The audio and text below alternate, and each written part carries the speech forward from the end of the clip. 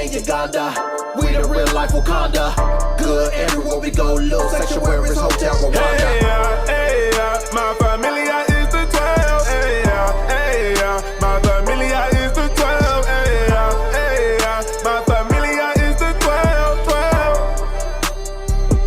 My familia is the 12. I got family across the water, different fringes, same borders. When we get across them borders, I know fathers, I know mothers, I know sons, I know daughters. Give them light to my fam, just to get them back in order. Cause the nations got us mixed. Damn, you can taste the brothel, give the word, they like bravo. Christ the King, you should follow. Scriptures hit you like a hollow. Nations treat us like a barcode, cause our skin is dark as charcoal. They once moved us on cargo, but now we travel like stars go. I got fam in Dominica, I got fam in Puerto Rico, I got fam in Jamaica, I got fam in Grenada, I got fam in Uganda. We the real life Wakanda. Good everywhere we go, little sanctuaries, hotel Rwanda.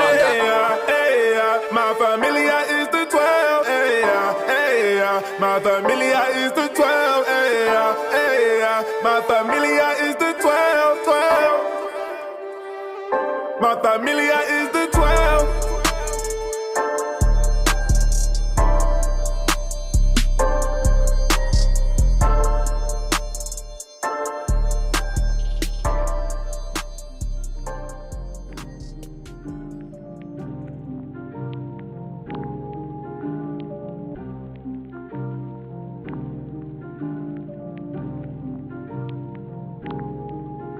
We are the truth in the end, but we just getting started. We got to move. I got a fear of feeling stagnant. We in our groove, moving through the city like, they can't stand it. Yeah, we are the truth in the end, but we just getting started. We got to move. I got a fear of feeling stagnant. We in our groove, moving through the city like, they can't stand it. We the ones who gon' save the world. We the ones who gon' break the mold. Tryna get across what we worth. Merciful when he flooded the earth. Promise to never do it again. Bows in the clouds is bending in the wind. But the lioness I ain't gon' raise hell. Iron sharp iron, but it rains still. Brothers out here getting boot box when they wanna drop 250 on the shoebox. Not tryna come off a soapbox, but so much grind we get backed up. And they got us like, why the heathen be pressing us so much? Why the heathen be oppressing us so much? Know when they go down, then we going up. Truth raining down like we broke the sky though. Have them watered up like I name Apollos. But Jacob getting caught up in the same things. Cause all they recollect is gang, gang. We tryna grow up like the cream of the crop. And the blood touching blood like a strip on the plot. Y'all heard of imagination, but it's mixing up like a culmination of proverb.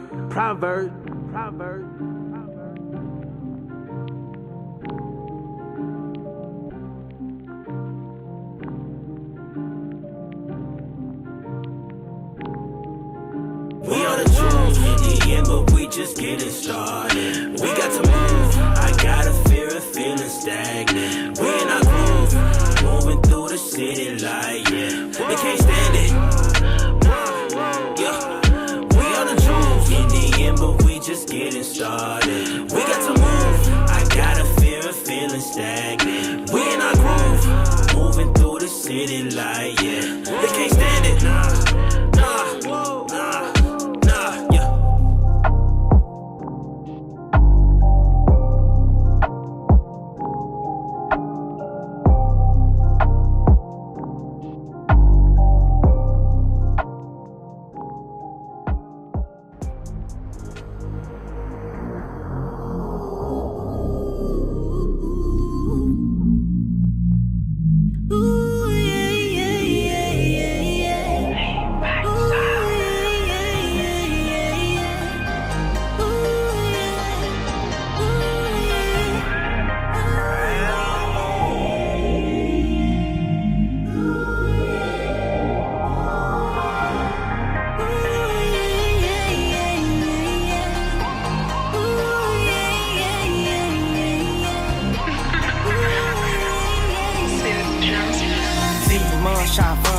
C'est jour qui n'a stressé. Samedi, rivé, c'est jour pour nous reposer. Bon Dieu, il va nous 6 jours. Si vous avez, c'est pour nous travailler. Mais dans le 7e jour, c'est le jour de repos. Nous pas supposé travailler du tout. Les fatigues. Samedi, c'est pour nous tous réunis. ça y est, les distribue. Les nous fait des nous fait les hard. Deux pour beauté nous fait les boîtes. Pas de péché, nous pas jamais stop. Nous pas jamais stop. Nous pas jamais stop. Puis nous relax, c'est un moment pour nous de la glorifier. Les glorieux et le merveilleux. Pas rien l'autre qui dépasse les jours ça yo. Chaque jour fête, c'est un jour saint. Nous pas fêter idolâtrie. Nous fêter ça qui dans la Bible. C'est ça que nous tous besoin. Leave it all. It's time to celebrate our feast days.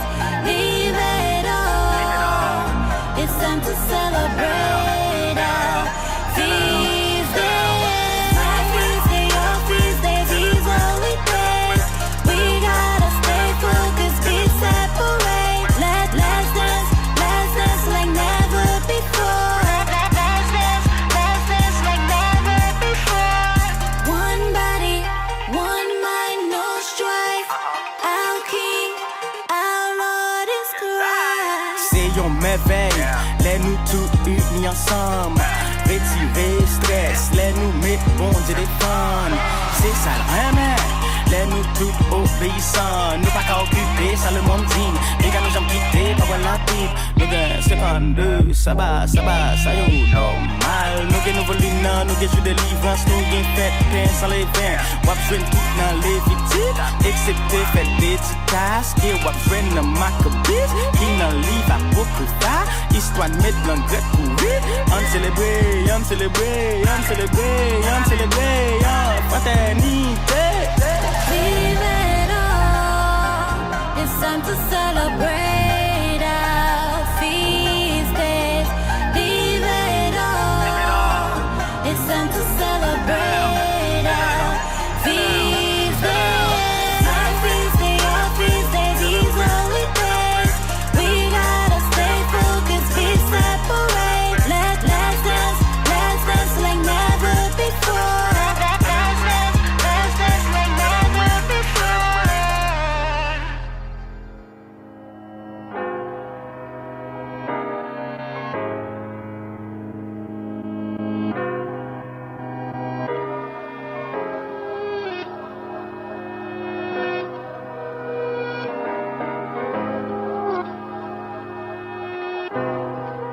Yeah, creativity levels low. Or maybe I just feel low and that's an excuse for me not to create. I feel selfish at times. I get tangled in my issues and forget that outside a whole nation is dying. It seems I got a lot to say when I talk to myself. I guess confession is harder when someone trying to help. Getting lessons from Deacon spiritual therapy treatment. You way too hard on yourself, he told me he could see it. Realize boxing these feelings is showing signs of weakness. Them thoughts will try to maintain space, show no obedience. The carnal man throw tantrums when I go file a grievance. The dialogue in my mind, man, you wouldn't believe it. I die daily, but sometimes the old man be reviving. Maybe the lust and temptations was causing marriage problems. You neglect your possession instead of showing love. And then just tell her I've been trying to get my scriptures up. That ain't my struggle, but then I wonder what if it was. I put these things in my music to show that it occurs. This that newfound gospel, not that prosper from tithing. Men with issues, women who need a guy who can solve them. Pray you perform when it's just you and you hear silence knocking. It's hard to be in discipline when your peers isn't watching. This for Judah and Ephraim, man, this is 12 inclusive. This is for when I feel down and need spiritual music. They screaming, oh, don't preach to them. But who gon' lead the revolution? Kids is dying, sighing, ain't good enough, I'm obligated. You too stuck in your ways to bring participation. Tell me this isn't heaven. Tell me it's opportunity. Tell me we ain't imputed. And tell me we know unity. Tell me we God's choosing. Tell me we God's chosen. Apologize for the hiccup. But God, this ain't the first time I lost my words when you picked up. God, this isn't the first time I lost my words when you picked up. Yeah.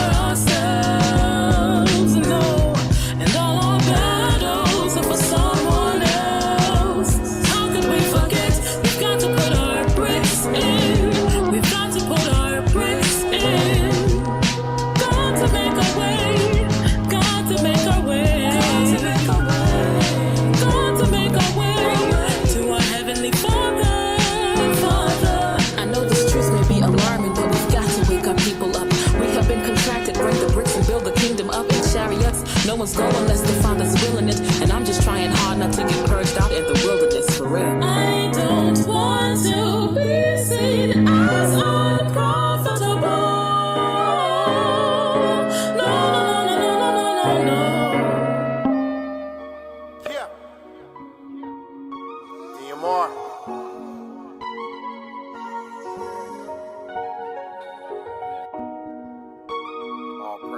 Father, Son, Christ, bless.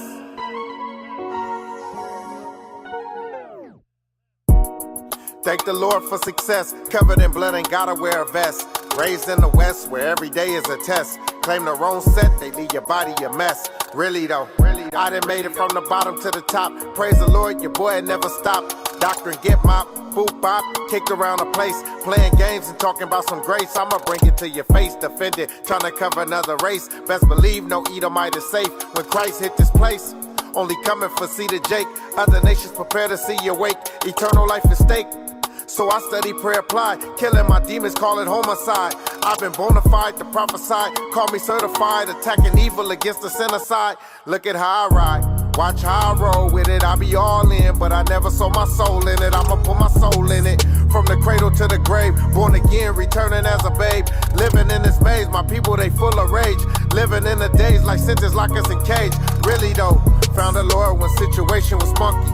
Held my own ground in trials when time was funky. Glory to the Father, put real ones all around me. Threw me life jackets, helped me keep from drowning. Down on my luck, G.O.D., that's where I found him. Never hit the pen, only did a bit in the county. Glory to the Lord, I escaped from all the madness. Cause Lord only knows how Lil J was a savage.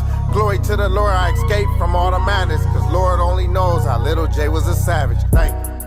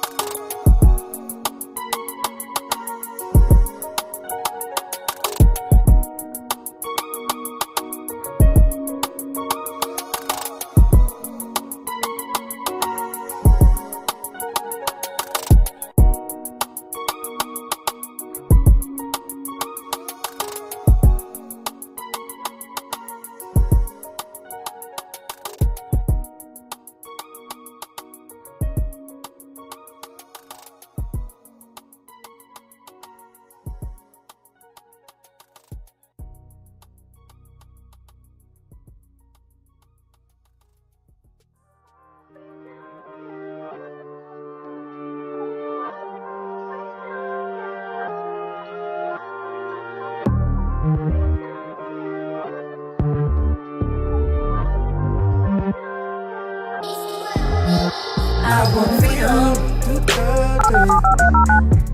that's free from Edom. And I got so many reasons. All my people need freedom. All my people need freedom. Your show is scheduled to start in 37 seconds. To Jerusalem.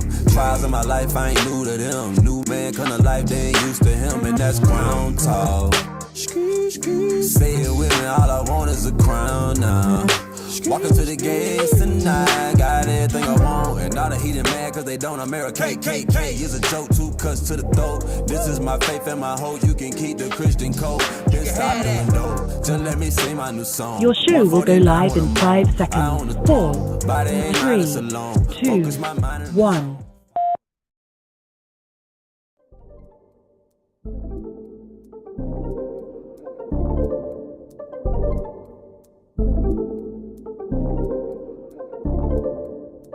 It's that time again, yeah la hora, you know, power hour, Ponle atención, class is in session. Tune in for an hour, maybe more, that's a blessing. Learn from the captains and the leadership. Flee from religion, cause them churches never teaching Everything you learn for your benefit. Line upon line is a requisite. Never take a deficit, yeah, that mean you take a loss if you stray from the way. You get the understanding if you study every day. Apply what you learn and bless when you pray. There's one interpretation, man, it's say what it say. Ya viene el tiempo, entra para el templo. Aprende del maestro con talento. La Biblia es el centro, usando a Israel como instrumento. No te pierdas en doctrina como viento. Estudia y ora y aplica. Tiempo para Dios, ven, hace una cita. Escritura dinamita, morenos y hispanos israelitas. Oye cómo explica Israel unido en Cristo para la vida, nunca se divida. Tune in, it's the power hour. Learn your family history, don't be a coward. Yeah, tune in, it's the power hour. I said learn your family history, don't be a coward. Yeah, history to learn, it's the power hour. The 11th hour. Tune in to your history, you know it ain't no history.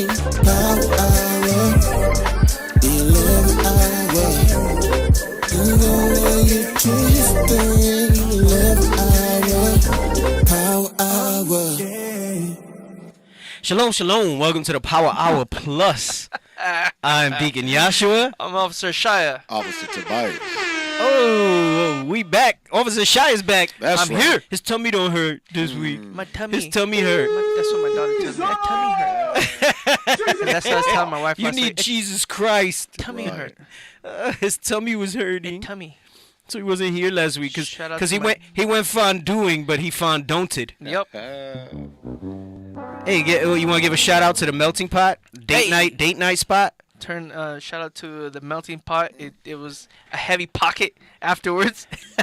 It was good, bro. I enjoyed every single thing I had. Like I was like, the melting pot is dope, bro. So wait, I'm gonna tell you my story with the. I mean, I think I've told you before. I've gone. I told you I've gone. It's not. Oh wait, but not here, right? Listen, I'm sophisticated. Okay. You are sophisticated. I'm sophisticated. We are learning. I'm a sophisticated from the Bronx, New York. All right. I wasn't always. All right. I grew up with we spoke about no frills on the show. I grew up in the no frills. I started packing bags when I was 8 to make money, delivering newspapers when I was 12. I remember I couldn't get into some buildings. There used to be a little awning on the top of the lobby because the buildings and the projects, they all had these code, like it was supposed to be for safety. Yeah. Right. And, if I didn't deliver my papers, I didn't get paid for my route. So I would take my paper bag, I would climb up on the fence, and I'm short. So, if you're tall, right, this is not a big deal for you guys. Yeah. And I used to hop up with my paper bag, throw that thing up on the little balcony, pull myself up, climb through the window on the second floor if I couldn't get in the building so I could deliver my papers. Hey. I remember one time I had the flu, and I was trying to take off, and the freaking prick was like, you better get it in. Like his name was Bob. He was a red, hairy Edomite, Bob. I'll never forget him. Bob. Typical name, too. And, man, I remember I slammed some Theraflu, and I went and I did my paper route in the dead of winter. Right. And there was a few buildings I had to climb up and do that stuff and everything like that. But I always hustle, man. I didn't have a lazy bone in my body, man. Don't get me wrong. Not as much now. I used to suffer from procrastination a lot, but it wasn't from laziness. Right. It's just I would prefer to do other things, so. Because some people are just lazy. Like, they don't want to move and stuff like that. Yeah. I get a little stir crazy after. Yeah. Like, when I'm sick, like, the first day, it's like, oh, great, because life slows down. I get to chill. Yeah. But by the end of that first day, man, like, I'm antsy. Like, I can't do it. I can't do it. And especially, like, I know I'm not, like, bodybuilder big and stuff, but I'm in the gym, like, consistently. Like, it's a lifestyle for me. I don't do it because, I enjoy it. Like, like, I look forward to, like, I don't feel good if I don't go. So, which means sometimes even depending on how sick I am, I push through and I'll go and I'll do, it might not be the best workout, but seen you in the air. Yeah, I try to get it in and stuff like that. So I get notifications on my Apple Watch. Yeah. Yeah. But anyway, so melting pot. Right? Oh, that's right, melting pot. See, forgot we were talking. We went when we went to visit Sacramento. It was me, and Mariah. I had Captain Benaiah, Officer Shem. And there was a few other brothers. Oh, man, I always forget his name. He's going to be so mad. Brother been around so long. Older brother that does IT in SAC. You know him. Yediah. I always forget his name. Yediah. So, we were looking. And Mariah's thing when we would travel was he would look at restaurants and send me the list. Yes. Right? And he would send me the list of restaurants. Because I like to, I want to say I'm... like there's some people who say, I'm a wine connoisseur. I'm not. I like different wines. I guess I'm a foodie, I like to try. Because why I don't want to say I'm a foodie?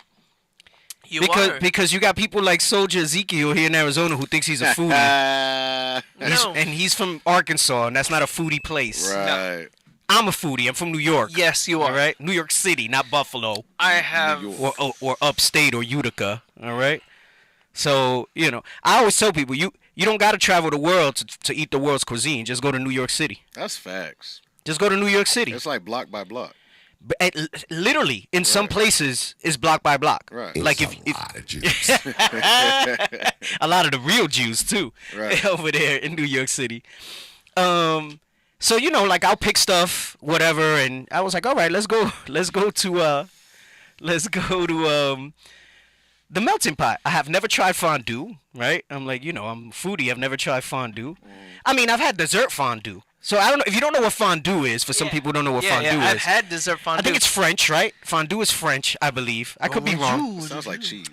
And traditionally, when you think of fondue, most of us who have been exposed to it, it's like a chocolate fountain. Yes. Okay. With melted chocolate, and you dip stuff in it and you eat. It's usually done in a dessert fashion. Yes. Right. But you can do cheese fondue, and in this particular place, it's different broths. Yes. So you basically kind of boil the food. Right. But what makes it fondue is it's a seasoned broth, and it's done at the table, right? Okay, yeah. He has some pictures there looking it up. Put the one with the breads and the cheese where it says Montana Happy. That's that looks what I was good. thinking of. That looks good. It's kind of like that because you get little forks like that. Right. And they do have a cheese one as an appetizer. That's a cheese fondue. So usually it's either chocolate or cheese. So the one I had was, it starts with cheese, then you get a salad, Yeah. then yeah. you get your meats. Well, that's it. So they do like a prefix menu. Yes. And when I went, it was 2 options. They had one that had like a little extra entrees and then one without. Mm-hmm. Anyway, so the whole dinner is fondue style. So you got to plan a lot of time because it's done in courses and yes. Here's what I think. There's obviously something about breaking bread. Even the scriptures tell you about it. And I don't mean breaking bread like Corinthians 11. I mean sharing a meal together. Yes. Right? There's something about that. It's like whenever visitors would come in, right, or Right, people right. would sit down, let's get them a meal, let's get them this, so on and so forth. So there's something about breaking bread that you bond over a meal with somebody, right, in general. So what happens is the fondue experience kind of fosters that, in my opinion. Okay. So this is why I say it's great for a date night if you want to go, because it's not just bring meals or whatever, because there's waiting in between. And, some people might be like, damn, you're going to pay to cook your food. So you order your entrees, right? And, this particular place has starters, so you could get a selection of breads and veggies with different type of starter fondues, some cheese or whatever else, and you dip that. You can get a salad as well. Then you get the main course. You pick a certain amount of meats, and you get to pick certain fondues. So you pick certain broths to cook the meats in. Right. They bring the meats raw, and you go piece by piece. So it's the other thing. It's such a... It's like a process. It's such a refined way to eat, Right. because you're not shoveling food in your mouth. Mm-hmm. You have to wait between bites and things like that. Right. So this is why I say it stimulates conversation, and you're kind of more aware of what you're eating and things like that. So you're sitting there, you dip into fondue, whatever, right? And then they bring you dessert fondue if you select that option, and they'll bring like different types of chocolates or whatever melted. That was the black and the white chocolate. That was Yeah, and they'll bring yin-yang. and you'll get fruits and maybe some pieces of little breads or cakes that go with it, and you dip it and all of that. They said the season they gave us we got seasonal cheesecake, bro. That thing was from Sam's Club. The little we were laughing over it, like, yo, this is just good, but this is not seasonal. He said you can't be lactose intolerant. Well, you wouldn't get the cheese stuff then. They have other options. But anyway, long story short, the reason I'm saying he fondunted instead of fondued. Yes, I did. And it's actually spelled FONDUE, but this is the joke that we came up with. Yes, we went with the brothers, and they didn't have a table large enough for us, so they set us at 2 different tables. Captain Zakai was there too, and they was all like, Zakai's like from Brooklyn, Right. Brooklyn, the streets, Brooklyn, you know what I'm saying? Benai and Shem's a little rugged too, so they was like, yo, I was captain at the time, yo, where's Cap taking us, man? What the hell is this? You know what I'm saying? And for the sake of time, I can't tell you all the stuff. There was like a funny joke with a drink. We got the waiter. Long story short, we went there. There's an option on the fondue thing where one of the things is, instead of getting like an extra thing of fondue, they'll bring you like a hot plate, like that you turn on with a cast iron skillet, and you can grill the meats instead of fonduing it. Yeah. But I don't see why you go to a fondue place to me. then have to grill your damn meats. Right. So the wild thing is that we were at one table and we're having a blast. You ask Captain Benaiah, you ask Captain Zakai, you ask Officer Shem, or if you see MRI, you ask them. Bro, they'll tell you to this day that was the most fun. That has to be the most fun, most dope dinner we've ever done. The most dynamic meal I think I've ever had. That's funny. Because we had a blast, bro. We were there for like, I think 3 hours. No lie, bro. We had a freaking blast. But then we're cracking up. We're going in. They was like, they went for it. They were like, wow, this is dope. Whatever. We having a great time, fellowshipping after the visit and all that stuff like that. We look at the other table and they quiet. And they looking at us like we crazy. They sad, they crazy. They ordered the grill. Bro, we started cracking jokes under them. They changed their order. They wanted to order the way that we had it because they were like, what are they doing over there? So we were like, they fondonting. They not doing it right. Right. And we doing it the right way. Bro, you have to, you got to experience it. So it's a romantic setting if you want to do a date night. The officer went with his wife. Yeah. We're actually trying to get us to go do a date night over there. I haven't called it. Not cheap. On me. Probably about $45, $50 a head, right? Like a it was more. They charged more for couples. It was $140 for the No, but you did drinks and stuff too, right? I did drink. Yeah, I did the whole course. But I remember when we went in California, it was like maybe 55, but it was prefix. You get all the courses for 55 per person. So I'm figuring it's probably within range like that, right? That'd be 110. You said you spent about 140. Yeah, it's like a steakhouse. Yeah, moderate steakhouse. Because like if you go to like a Morton's or something, it's more than that. Like one steak's like $100. Right. Yeah. He ain't married yet, so he don't know how much. Yeah, he don't know about that. No, steakhouses ain't cheap. No, and stuff's way more expensive now. But anyway, if you can, it's a nice experience. Yeah, it's cool. The reason I brought that up is because the officer fondonted. He sends a message in the morning. Oh man, I don't feel good. I don't know if I'm gonna do the show. This last week. Tummy I don't know if I'm hurt. gonna do the show. My tummy hurts. Tummy hurt. I ate so much cheese fondue. No. He needs some milk. No, it was too much milk that got him that way. Hey, if you watched last week's show, I'm gonna tell you, the producer's an enabler. It's not me, y'all. I just use the tools. I just use the tools that's provided to me. If you saw the clip, why don't we show the clip again for the people that didn't watch last week, so I can show them the prop. Can you pull that video up? I'm gonna show them we have a new prop for the show. I might incorporate it into some classes when I talk about brothers needing to man up. All right. Well, you getting the clip ready? You looking for it? Yes, sir. He's looking for it. You looking for the clip? All right.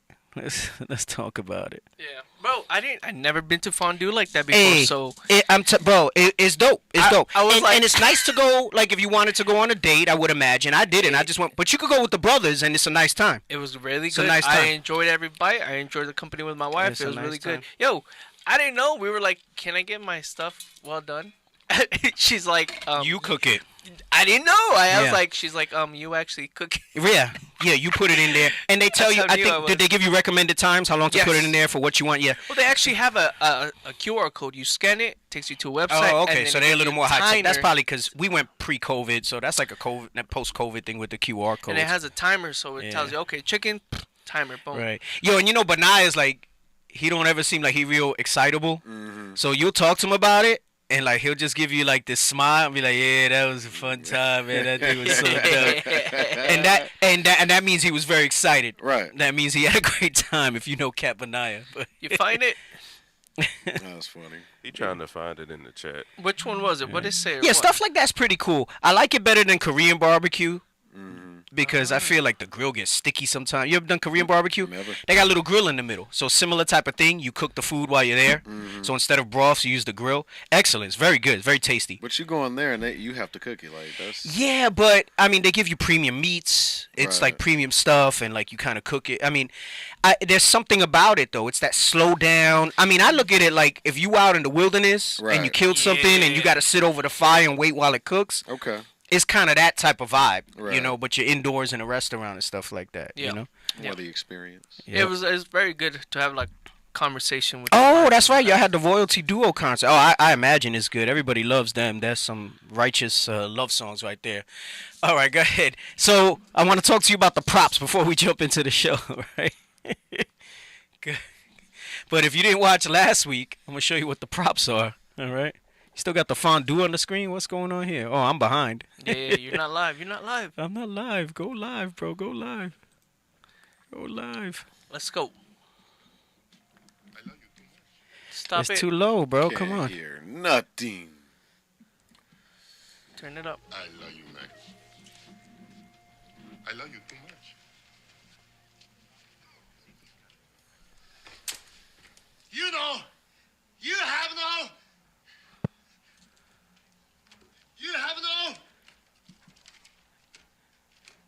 marbles. Marbles? Marbles! You have no marbles! That's my new thing for brothers. You got no marbles. What the hell's wrong with you? Is this the same clip where they show him on the field? You got to show him on the field when everybody gets into it. Yeah. Oh, come on. All right, so you're setting it up. Do you got the other one ready? Yeah. So he tells him he's no marbles. Wait, so he realizes it's no cojones, right? Meaning he ain't got no balls. He said huevos. He said huevos? Yeah, he said huevos, right? So here's the prop. This is your soldier, producer in the booth, Othniel. that went and got me this. So Enabler. go ahead. Bully. From the stretch, he's ready. Fires. That's some quickness. So, 2 straight heaters and Sounds low. down to his last strike. Turn up channel 9.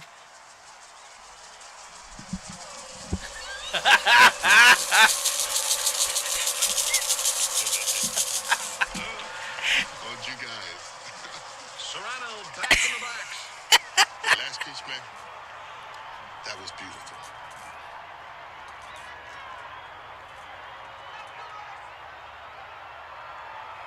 Busick has his sign and comes set. Here's the pitch to Serrano. He swings and drives from the deep left center. Way back. Going. Gone to left field. Yes. Not as beautiful as that, though. Anyway, so we use that in reference of brothers who need to gird up their loins. Right. Right? We were talking about brothers need to man up. It's wartime. They're not fit for the battle. Mm-hmm. So, Soldier Daniel. No, Soldier David. Yeah. Wow. Soldier David. Soldier David is the real enabler. My man was so enamored with that we got our marbles. So whenever we talk about these brothers that got a man up, we gonna shake the marbles, all right? Just so you can get some extra sensation from the marbles. Don't be vexed, brothers. If you get the Don't be marbles. vexed. Don't be vexed, all right? Don't be vexed. You see what it did for Serrano? He hit a home run. Right. Hey. Don't be vexed with the marbles. Oh, man. Brother brought it up to me on, was it Sabbath? I said, oh, my goodness. I said, you're going to get me in trouble. People going to hate me, bro, with the marbles. That's it. It's like that class you did with the scepter. You know. I don't know where my scepter is. I was looking for it. Side. I was looking for it. I left it under my table. That's right. Remember? Damn, you remember that? I think I did that in 19th. Yep. With the scepter. That's right. It's on the side over there by the instruments that never get played. Officer Nehemiah, so shout out to you. Marbles. Hey, he's been using them, yo. Sabbath, he started getting on us. Hey, bro. That's all he was doing. Sabbath. That's it. That's last night. On the marbles. Hey, last night he was, hey, bro. You good? You good? You're in your emotions? All right, bro. That's it. Hey, it was working too. Brothers was manning up when the marbles came out. Facts. They gave the face, but when the marbles came out. Anyway, let's jump in. Let's jump in. All praises. We coming off of keeping the new moon. It was great last night. Mm-hmm. I realized nobody was drinking or nothing. Like we was just focused in the spirit. Yeah, we just were came going in. Yeah, man. Okay, reminded me of back in New York, man. That's how we would roll back in the day. Yeah. We'll go up to the table. So it was me on the other side. Right. I'm up there. You know, brothers had questions. We bringing out precepts and stuff like that. We stayed up there the whole night. I think it only stopped because the performances came out. I think we probably would have been there a little longer too. Yeah, we was going in. It was dope. All praises for the godly discourse. That was great. All praises to the Most High. You know, it's not always dancing and singing and stuff. You know. No. I don't know. Bishop was getting in on the brother that said, you take too long. We want to dance and sing. See, that's why I tell you about these party schools. Right. Then you got brothers and sisters be like, why can't our school be more like that? Mm-hmm. You want to be Greenleaf? Hell no. Anyway, so before you do that one, wait, no, let's do this one first. No, because this one's a little more serious. So do the other one first. So tonight's topic, this might be the last because I got to move on, I think, to the manning up. We're going to go back to the hard times create strong men and weak men create hard times. Mm-hmm. So before we move back to that, I wanna go over a little more things with this marriage topic. No, not that one. We'll do that one after the one with the dude and the marriage. Yeah, right. So I was looking at some stuff, and I said, all right, the part that we kind of went through fast was the masculine, feminine, right? Because we had done that fast towards the end of a show, and then the characteristics of difficult people. We wanted to spend a little more time on that, right? So we want to give you a little more detailed things, right, or hacks or pointers that you can look at when you're looking at flags and people, right? But let me tell you, a lot of it's going to circle back to you as an individual. We're going to teach you how to identify things in certain people, certain things, not all things, all right? But you need to build yourself to be able to hone and increase the volume on that spiritual voice that's going to allow you to not convince yourself to be in some bad situations in the proving process and moving forward into a marriage that's going to wind up being filled with all types of issues that if you'd have just turned up the volume, honed that skills a little bit on yourself, you'd have been able to identify some things that you could have walked away from prior to taking those. Because once you're in that marriage, you got to make that work. Right. And it's not to say that it can't, but it's not going to be what it could have been had you done the right steps properly. Let's make that clear. So, I don't want to say we're tired of it. It's always going to be something that we have to deal with. It's by design. We were talking last week how, Satan's attached marriage first, and that's what he's always going to do, especially when it comes to Israel. Right. And a lot of that can be mitigated if you've built yourself up to where you need to be. A lot of times we talk about, you got to love yourself. And people think loves themselves is, I look good in the mirror. I love myself. I look like this. I look like that. This is why I dress this way. This is why I do my makeup and I get my hair did and my nails did and all this other stuff. That's just one aspect of loving yourself. What about everything else? Right. You should love yourself so much that you don't even take it personal if somebody decides to walk away from you. Right? And I don't know if I have that one. I'll look for it and I'll send it to you. It's this British guy that he says something.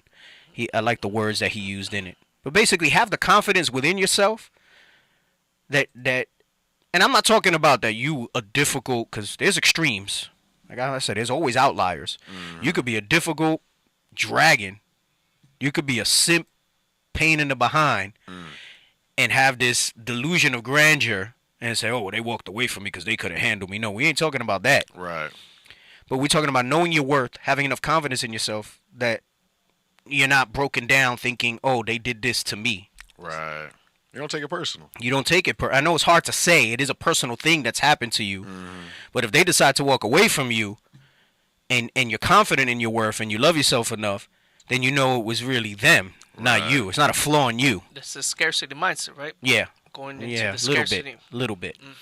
So anyway, we're going to start with a little funny, though. So we always talk about, because let me tell you, I see brothers, remember I was saying on the little chat when they ask for a wife, and I said this in the class, they say I want a submissive wife. That's a prerequisite, all right? That's in the scriptures. That's what the scriptures say, right? And you'll pray for a submissive wife. But if you're not specific in what you mean by submission, this is what you're going to get. Come on. When I asked the Lord for a wife, I asked him to give me one that would submit to her husband. He gave me one. She submits Kohl's receipts, Target's receipts, Amazon receipts. She submits complaints also. So guys, when you pray to the Lord, be sure to be specific in your prayer. There's another one too. She submits complaints as well. He said, I pray to God for a submissive wife. She submits Kohl's receipts, all types of receipts, complaints too. He said, be specific when you pray to the Lord when you want a submissive wife. Right. My goodness. What's the other one? What's the other funny one? Oh goodness. All right, this is just a little humor here. This is a little humor. New York. I'm gonna get on New York for a little bit. All right, go ahead, just play it. Wait, what's going on? So the title is When She Tries to Seduce You, but She's from New York. Oh my goodness. Come on, get the volume right. You said Ruby? Get the volume right. Oh, what happened? Oh, come on, man. Strike one. Go back. Go back to the chat and bring it back up. Maybe it's not working right from there. Well, strike one. Like just reopen it. Oh my gosh, here we go. Well, they did the marbles, so we got to give them that. The marbles work well. Brothers and sisters, don't forget, call in 516-531-9797. 516-531-9797.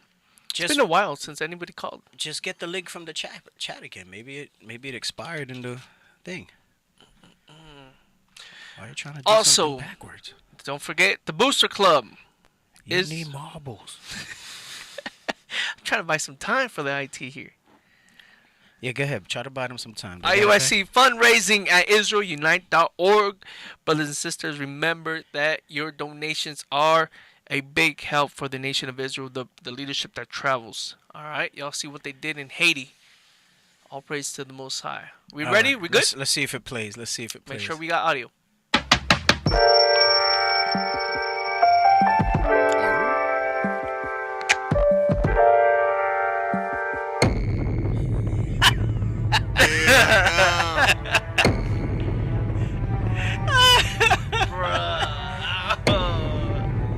New York sisters. Look at her face. Look at what she doing. She said, yo. Oh, snap. Oh, my goodness. But brothers always getting on New York. They said these sisters is rough, hard body. They all rocking Timbs. Yo, somebody in the comments said those ain't Timbs. Only Timbs are the wheats. Bro, y'all have no idea. Damn. The Timology that is involved. There's a science behind it. Yeah, bro. Bro, it's a whole study. Bro, there is literally a whole study, Yo, bro. why all the Moabites that are coming from Taiwan to work at the chip factory that I'm on, they all wear Timbs to work, bro. Now, those aren't Timbs. Those are the ones they got in the those are the bootleg Timbs. Bro, they all wear Levi's. Levi's. Those are Tims, T-I-M-S. They all wear Levi's. They rocking Timbs. Yeah. At the job site. Someone said I wasn't ready. They thought there was going to be some seductive thing. Right. They're like, oh, snap, what's going on? What's Deke showing? She said, boom. She had the gray, she had the gray suede Timbs, bro. He was like, no. What are you doing? Damn. Oh, snap. Damn, man. I'll give it to y'all, man, because that's the truth. That's like, I know it's become like an outrageous joke. But Tim's in New York, man, that's a culture, man. That's a thing. That's a thing, boy. Man, I would go on the hunt for Tim's, bro. I've said it before. I haven't seen them. I still got my chocolate brown. Bro, I remember, man, I was looking for them everywhere, bro. Damn. Everywhere. I found them in a Timberland store in Cali. This is when I was in New York. Got them shipped to me. Chocolate brown Tim's that look like the wheats, but you know, with the chocolate brown, because them things was official. I had the brown peacoat that I got down in the village, not the gay village, the straight village. Because you have to the whole thing is gay now, I'm sure, but you know, you had to coordinate. You had to color coordinate that. You got the brown belt. Coordinate. Had the brown. Right. I had the brown wool peacoat. You know, winter was my jam in New York, man, because you just layer it up. Yeah, like, I don't know. I feel like it's harder for a man to dress nice in the summer. Yeah. You don't need not as many layers. I mean, you just want it's so hot, you just want to be comfortable. So it's just kind of like, you know, a t-shirt, you know, maybe a polo. Right. I ain't really trying to wear no button downs and long pants in the summer like that. So winter, that's when the fashion would come out. Yeah, I was styling in the winter. Looking at the chocolate Timbs right now. You looking at the chocolate Timbs? Trying to. Yeah. Hey, D, the brother said Tim's is the new lingerie. Timbs is the new lingerie. See, but you got to spell it with the B, Timbs. That's official Timbs, Timbs. All right, let's get serious here. Let's get serious. We want to talk about being able to identify the representative. So we're going to go into this. Get me the scriptures about prove a friend. Yes, all right. Sir. Let's get that. The book of Sirach, chapter 6 and verse 7. If thou wouldest get a friend, prove him first, and be not hasty to credit him. Right. It says prove him first. And, you know, I've established this over a few weeks with the proving class and everything. when you're proving, it's not to try to play boyfriend and girlfriend. It's not to try to play husband and wife, which is what a lot of people do. It's the time to prove each other and find that thing out, right? And we've gone over how proving's not dating. In the world, we dated, right? Right. And then, you're kind of blinded by other things. You obviously didn't have the scriptures, so your foundation's not set up correctly. So you're looking at things from a perspective of you wanting to fulfill some needs. Right. And one of those chief needs is usually something physical, right? They keep you warm. You get some bumping and grinding for a little while, right? And that obscures what you're really trying to look for in an individual, right?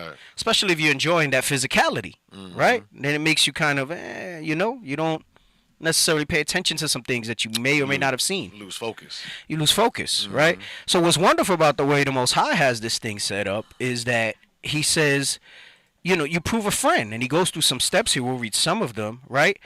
And he's telling you the things to look out for, the things that you got to be careful for. But your mindset in proving is to look for a friend. And this is why I go back and I say a lot of that has to do with, before you even step into that proving circle, that you have a really clear understanding of what you bring to the table and what you expect out of what you want in a partner to bring to the table. And there's too much facade, there's too much masquerade of these basic things that are in the scriptures, right? Because there's deeper things, is what I'm saying. Right. Those basic things that are in the scriptures, we shouldn't even talk if you don't have those things, all right? I can't emphasize that enough. You shouldn't even, there should be nothing there for us to have a discussion about trying to pair up together if you don't have that basic stuff. So what you need to focus on is really trying to learn that person through the ups and downs. Remember, we did the Creflo thing, right? That's the time to ask all those questions. Do we have the questions? We don't got to show Creflo, but I want to meet your mom in them. Right. That's part of proving. Just get it ready while you look for the questions. It was in the Word doc, all right? If you can't find it on the Power Hour, it might be easier to find it on the announcements chat because I was supposed to do it for the class. Let's go back. Let's read the script again. Come on. The book of Sirach, chapter 6 and verse 7. If thou wouldest get a friend, prove him first. Right? So prove him first. Come on. And be not hasty to credit him. Right. And a lot of times we kind of glaze over that. But in the aspect of proving, the hasty to credit is what we've put out there. Year's not enough. And hasty to credit him is, in this situation of proving him or her, right? If you're the woman or the man, to perform in your mind that this person is husband material. Right. And anybody who's not husband material, you shouldn't be spending your time with. Anybody who's not wife material, you shouldn't be wasting your time with. So to credit him is that you prematurely put this person in your mind as the person that you're going to marry. Right. And I know it's hard because, right, the first thing that most people look for is a physical attraction. Right. But then after you get that physical attraction, you got to shut that down. Where's that one where it says the beauty of a woman cheereth the countenance of a man? Sirach 20. Yeah, get that real quick. Yes, sir. Let's get that. And we're going to come back to Sirach 6, all right? Yes, sir. The book of Sirach, chapter 36 and verse 22. The beauty of a woman cheereth the countenance, and a man loveth nothing better. Right.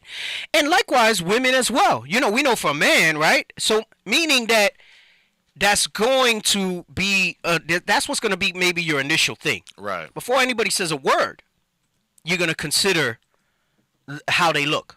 Remember last night I was talking with your brother about the micro reactions that you have with somebody? Right. I was warning some brothers that work in these environments with around a lot of women, especially these worldly women, and how they dress and how they move. They're not shamefaced, they're shameless, rather. Right. And I said what happens is that naughtiness, that lust starts to happen on a subtle level. And the person may not even, they don't have to be like your ideal super attractive person. Right. Things just start to happen on a subconscious level. And what I say, there's micro reactions where there's little things that you're not consciously aware of, but that's happening in your eyes and how they move, in the facial expressions that you make. Body movement. Body movement. The blushing. Right, blushing, things like that. Yeah. Sometimes it might be a touchy thing, and you don't even realize that you're doing that. Right. And I don't mean, touching in a provocative way, but, just a little, shoulder touch or whatever. Right. physiologically, right? I mean, there is stuff that happens as far as scents and things like that, you know. So, you know, they call it pheromones, and you know, there's things that happen that create attraction.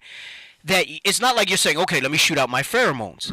It starts to happen between people, and you might not even have a dialogue there where you're doing something intentional to try to be with somebody, but it starts there.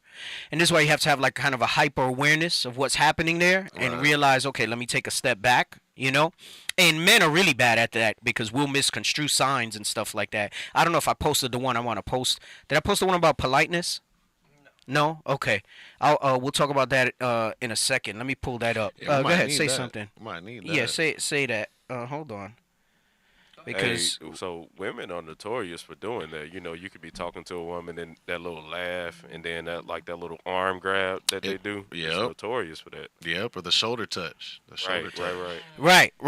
Yeah, like, you know, I feel an electric charge. I sent you the picture that I want to put up, and women are usually more in tune to this. Men are a little more dense about it. Where they misconstrue kindness and politeness, civility for attraction or flirtation. Let me that's it. Let's pull that up real quick. Politeness has become so rare that some people mistake it for flirtation. She's flirting with me. She smiled at me. Right. She smiled at me. She must like me. Right.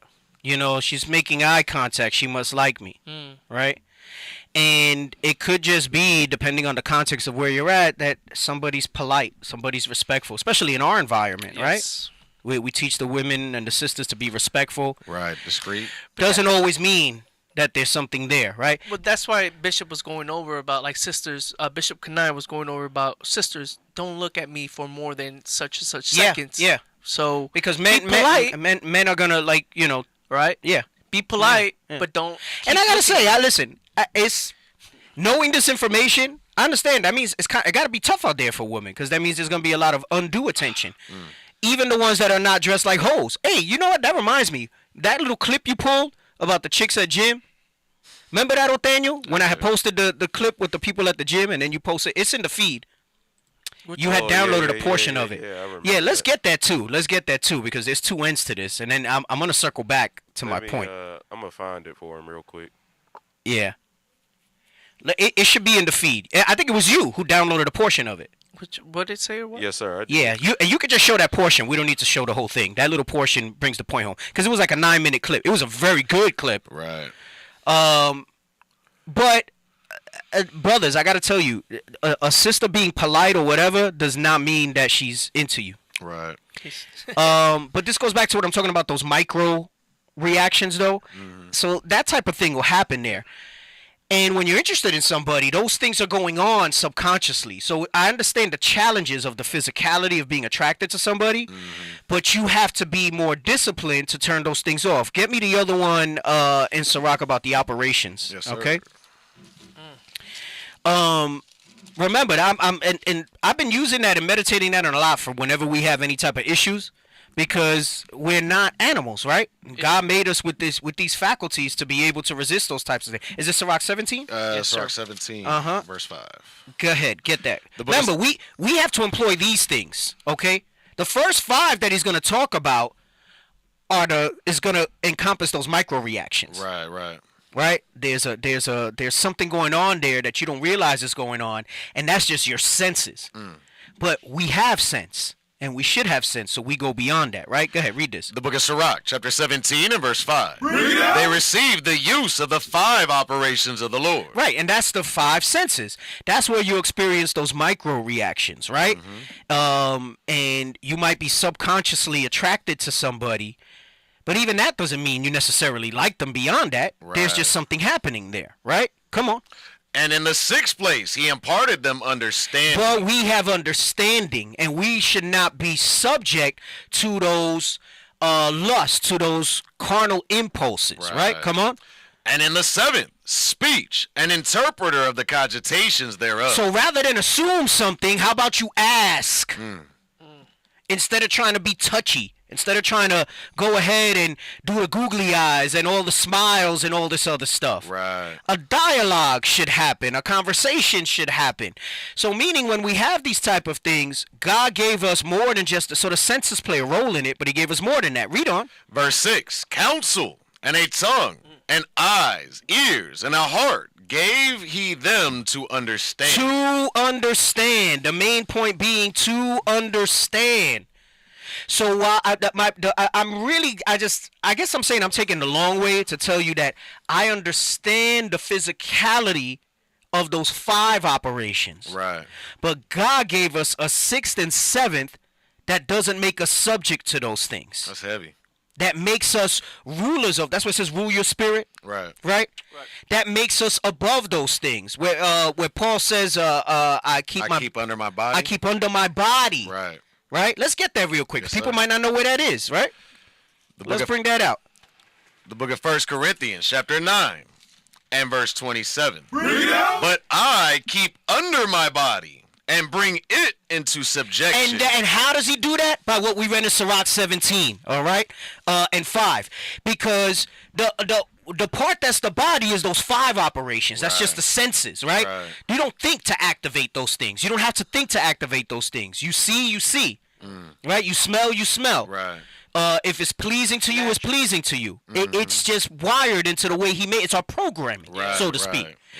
But then he also gave us 6 and 7. He gave us 6, which is understanding, to keep your body under, and then the 7th to being able to talk about it. That's why after he says counsel, he gave us. Right. Because meaning, it doesn't mean formal counsel with leadership all the times. It means don't assume.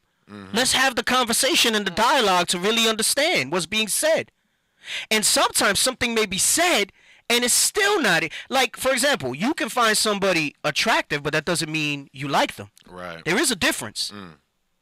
You can say somebody's good looking. No, that happens all the time in the world. I can look at Idris Elba, and I can agree that that's a good-looking brother. But I feel no type of singling sensations in my 5 senses for Idris Elba. So you can think somebody has a good look to them and not feel anything about them, right? So we have to realize the nuance in that. So read this, what Paul said again. The book of 1 Corinthians, chapter 9 and verse 27. And my main point is for you guys going into proving, I'm acknowledging that it starts with a look. Yes. We brought out how the beauty of a woman cheereth the countenance of a man, right? One of the first of the 5 senses is the look, right? Yes. Even subtly for women. Right. There's a thing, some women will say they don't want, certain types of guys. I'm not going to get into the whole fat and whatever, but there's something to be said for broad shoulders that subconsciously tells you about somebody, right? A posture, how somebody carries themselves, subconsciously that triggers something, especially in females. Right? In females, it triggers okay, this is a commanding presence. This is an authoritative type of man. It looks like. Right. I mean, he could just look like that physically, and then that's when the word. And then he sounds like Mike Tyson when he talks, right? Although Mike Tyson's a very tough man, I'm not gonna. He'll put the beats on people. You know what I'm saying? Maybe that's a poor example, but oh, that's like there's a clip from a movie. I can't remember what it is. We don't got to look for it. It's these, it's Edomites. It's the 2 women. I seen it on Facebook or something, and they sitting there. They see this guy all muscular comes out the water. They're like, "Oh my God, he's walking over." He walks over and he goes, "Hey, how you girls doing?" Right. And they were all like, so all of that, But that's the 6th and 7th telling them, oh. So he might look this way. But that's not what it is. That's not what it is, right? So I'm just saying that to say that there's a lot going on there. And God gave us the 6th and 7th so that we do it. We're not animals. We're not mammals that you just see something, you smell something, you look for the strongest thing, and you go. Right? But some of us act that way. So this is why, because Paul's thing was lust, concupiscence and stuff. Right. So what he's telling you here is that there's a way to do it, and the answer and how you do it is in Sirach. Read what Paul said again. Come on. The book of 1 Corinthians, chapter 9, verse 27. But I keep under my body. Meaning he keeps those 5 operations disciplined under his body. Meaning he has to press them down. Know his weaknesses as well. No, being able to identify. It's called self-awareness. This is why we harp on brothers so much about being able to self-examine. In general, the body. Being able to self-examine. but you can't even self-examine little things, then how are you going to be able to discipline impulses? And it might not even be attraction. Some people are not self-aware how angry they can be and how they act out in anger. Right? It goes back to Proverbs, where it talks about a man that can't rule his spirit is like a city without walls. Right.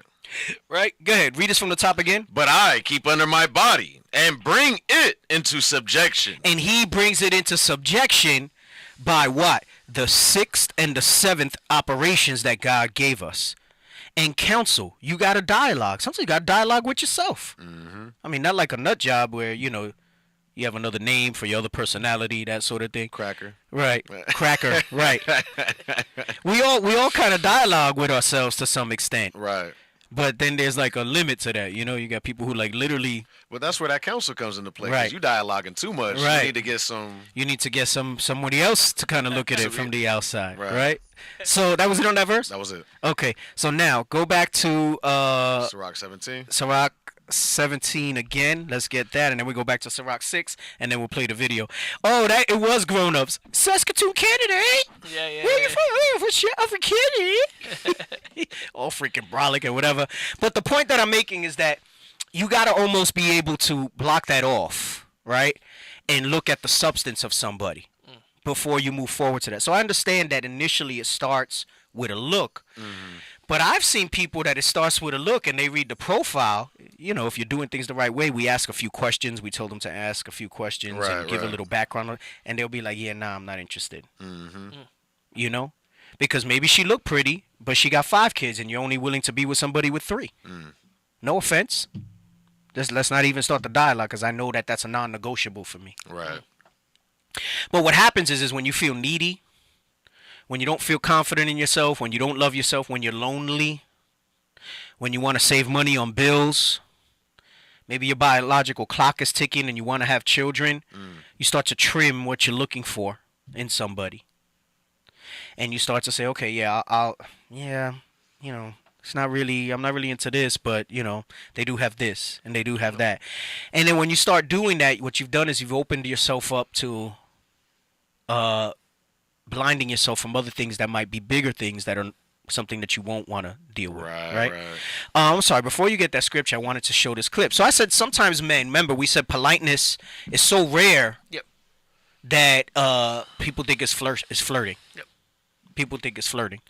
And that's why, sisters, I advise you, keep your conversation brief and short with brothers, because not all brothers got sense in them.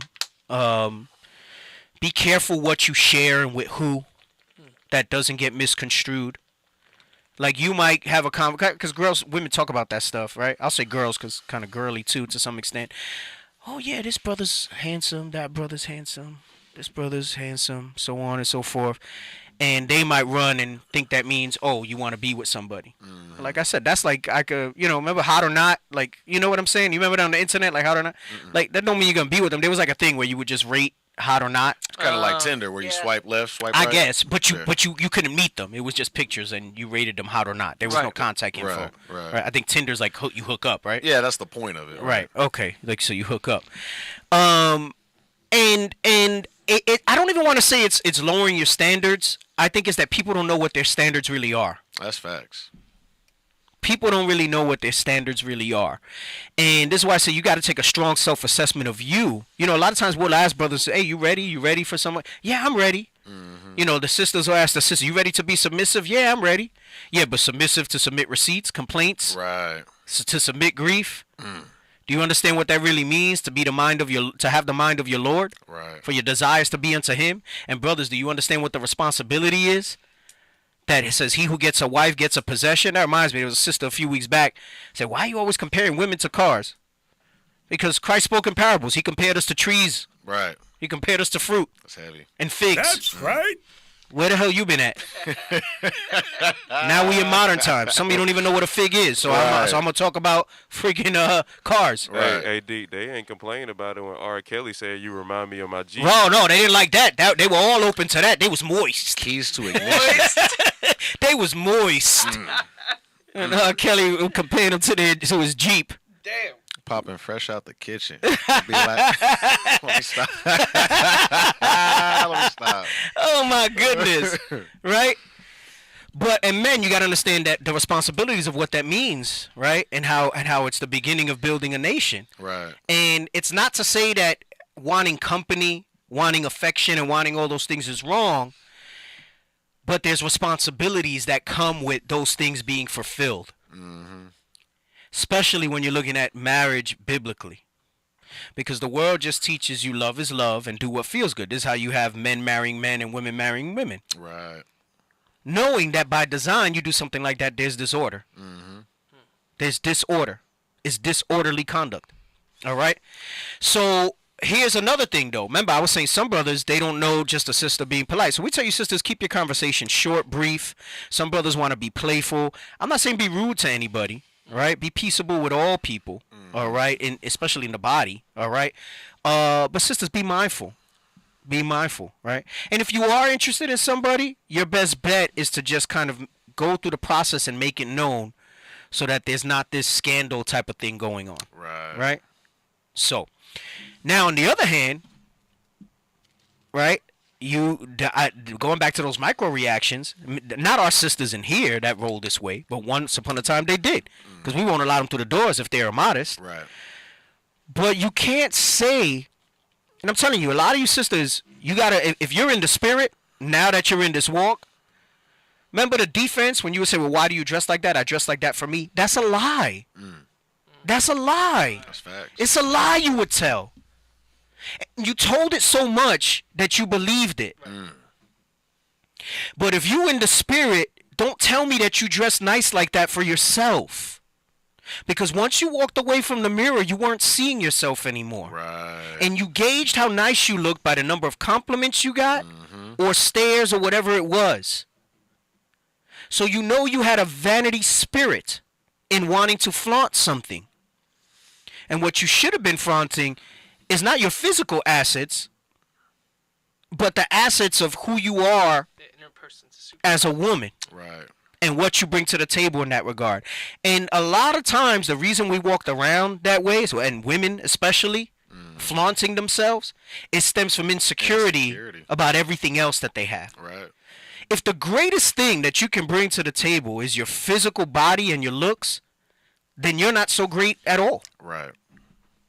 And it's not to say, sisters that don't take care of themselves, don't step your game up. All right?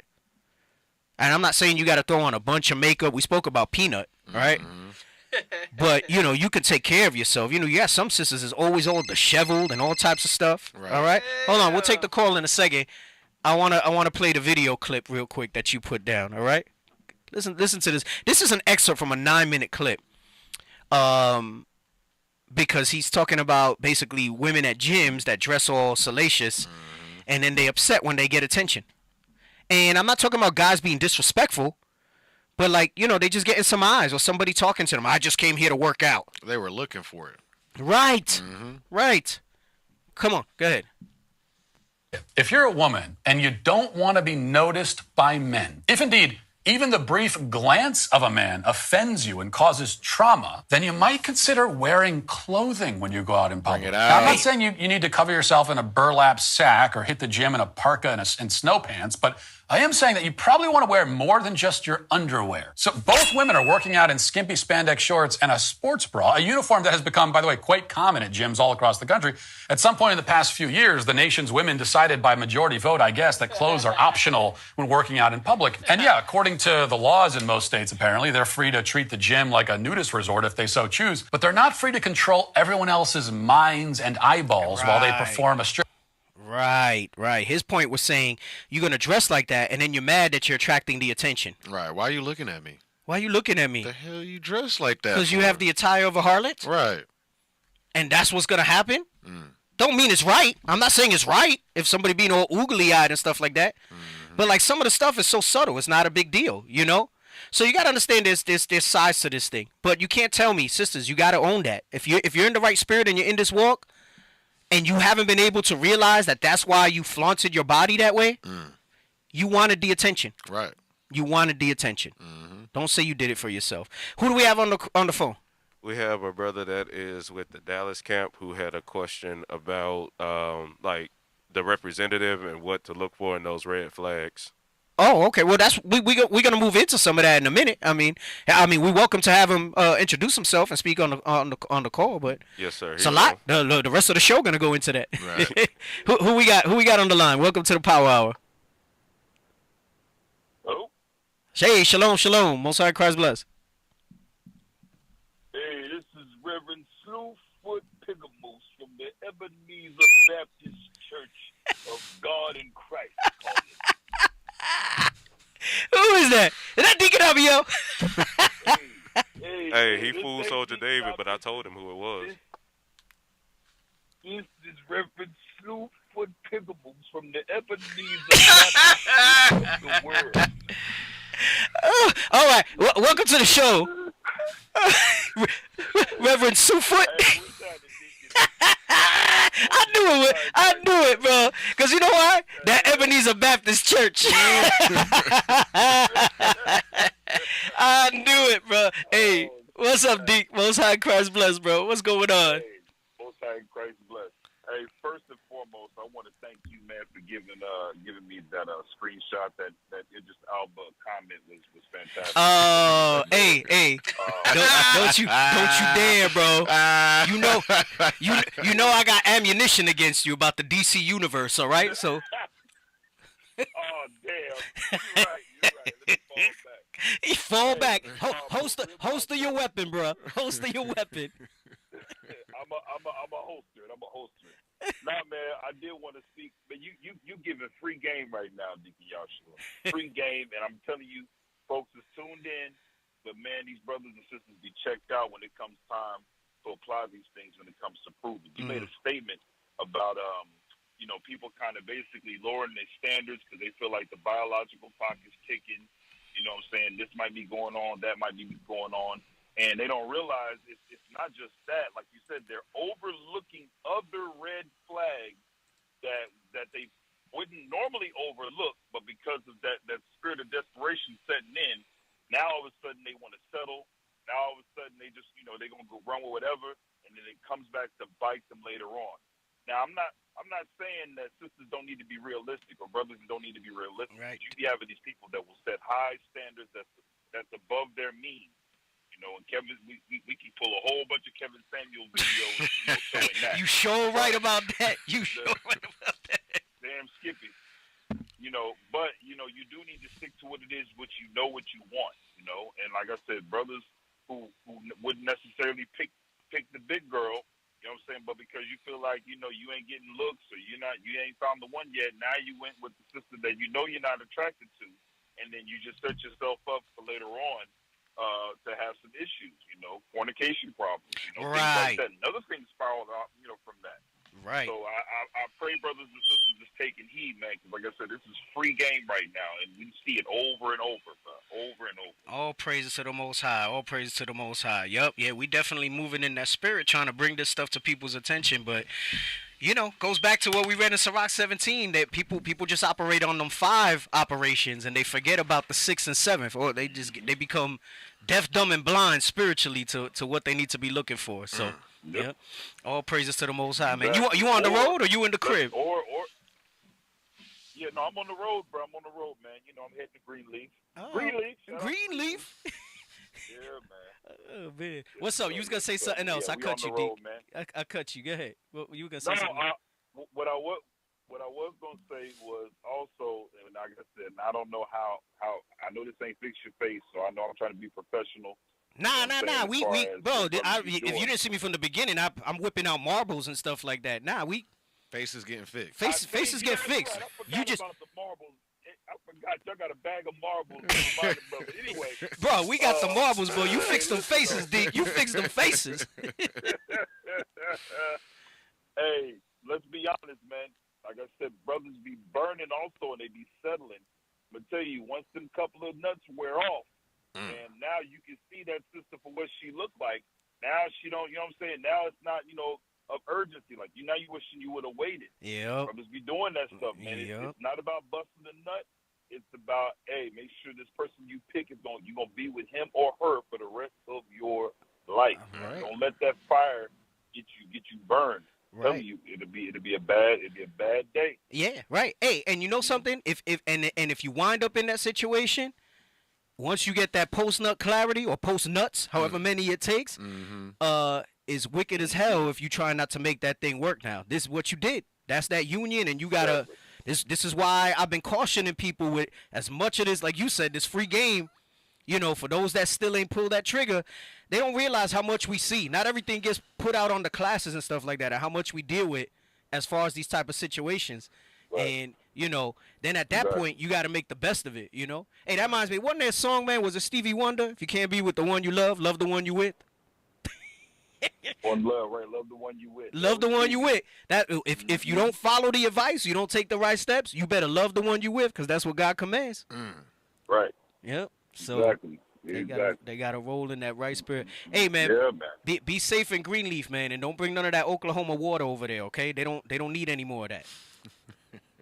Hey, I'm not of Oklahoma. Remember that. Like I said, that's not. You know what I'm saying? I'm sovereign. You just in there, but you're not of Oklahoma. Oklahoma's around me, but I'm sovereign. You know what I'm saying? I don't associate with the Oklahoma. Man. Hey, Deke, man, I appreciate the call in, man. All right. Hey, Godspeed. Who you heading out with? Who you got with you? I got Captain AZ. Man, you can hold on. We pull over, bro. You don't see that? Bro, we just see a big ass sign. What street are we on? Y'all didn't see that? That's the IsraelUnitedInChrist sign. Y'all didn't see that? No. Bro, that was, hey, Dickie Joshua, we on the highway. We in Alabama, and we just passed a sign. Billboard. IUIC. Man, this is dope. Did y'all not see that? Oh, praises. Look at that. That's what's up, boy. Bro, that's what's up. Bro. Presents, bro. Presents. Truth springing out of the earth. Oh, man. What town is this? Oh, praises, brother. Is this Jasper? This is crazy. Well, hey, I'm hyped. I'm sorry, Dickie Joshua. Nah, you good, Deke. This is dope. That's what's up. That's what's up. We got to get a picture. Hey, if I get a picture, I'm going to send it to you, Deke. All right. I'm sorry, bro. Yeah, that do just it. happened. Do it. Take a snap. Send it to me, brothers, man. Y'all be easy, man. Hey, Godspeed to y'all traveling, all right? Stay safe out there. Hey, Deke. Yes, sir. Hey, Deacon. What's happening? Hey, it's Officer Shia. Hey, save Captain Amaziah. Bring him back. Why? So you know why I'm going down there, bro. Yeah. Bring him back. My brother. Right? We gonna bring him. We gonna reel him back in. Oh man. Yeah. All praises. All praises. Y'all be safe. Appreciate the call in, D. Godspeed to y'all. Shalom, D. Shalom. Most High Christ bless. No problem. Most High Christ bless. Shalom. All praises, man. Hey, me and D get out here, boy. You know he be joking, man. Like, hey, shout out to Alabama. Yeah, he playfully calls me his arch nemesis though, cause bro, you know he said he got the little soundbite of me with the Idris Elba, but I got ammo for days against the Deke. It's kind of like Russia and the U.S. Nuclear deterrent. Yeah, right? They got all the missiles, but they ain't never gonna use them. Don't shoot and don't we won't shoot. You don't shoot and I won't shoot, Deke. You won't shoot and I mean privately. Amongst ourselves, it's all fair game. Sometimes we're so mean to each other, bro. That's funny. We are so wild with each other sometimes. All praises to the Most High. Hey, he reinforced and made some profound points in that regard. So I pray that you're moving in that right spirit. He said from the Ebenezer Baptist Church. I knew it was him, bro. I knew. I said, wait a second. Nathaniel said that David fell for it. Damn, David really believed it? Yeah. Oh, snap. Anyway, man, where we at? We had showed that clip on the women, right? Okay, let's go back. We didn't do another clip.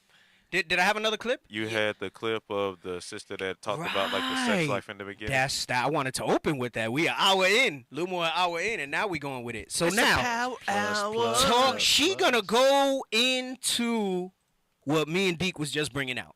Okay, what me and Deke was just talking about. Black macho. All right, so first of all, I've learned. I still want to do the social media topic too. I don't know if I want to do it as a class or on the show. I know. I have a plethora of topics. A plethora. You seen the Three Amigos? You remember that? Plethora. You know the Three Amigos? Yeah. Señor Guapo. Señor Guapo. Yes. Would you say I have a plethora of piñatas? Nah. You ever seen Three Amigos? Nah. Oh my goodness, it's like cornball comedy of the genre. But it was it Chevy Chase, Steve Martin, and It's been a long. is it Dan Aykroyd? I don't remember who the third one is. Funny. As a kid, bro, it's just such a hilarious flick. But you have Señor Guapo. So would you have a plethora of piñatas? Yes, Señor Guapo, you have a plethora. I got you. It was Steve Martin. Chevy Chase. And Martin Shorts. And Martin Short. Short. That's who it was. Martin Short. I confuse it. Yep, Martin Short. He said, do you know what a plethora is? No, Señor Guapo. So then why the hell would you tell me I have a plethora of piñatas? We have a plethora of videos to show. So topics. I have a plethora of topics. But one thing that I was reading, and I like the line, you know how we always talk about the algorithms are strange? Yes. You're responsible for your algorithm. Because ever since I started looking for stuff on this topic, now I get notifications without even asking for them on this topic.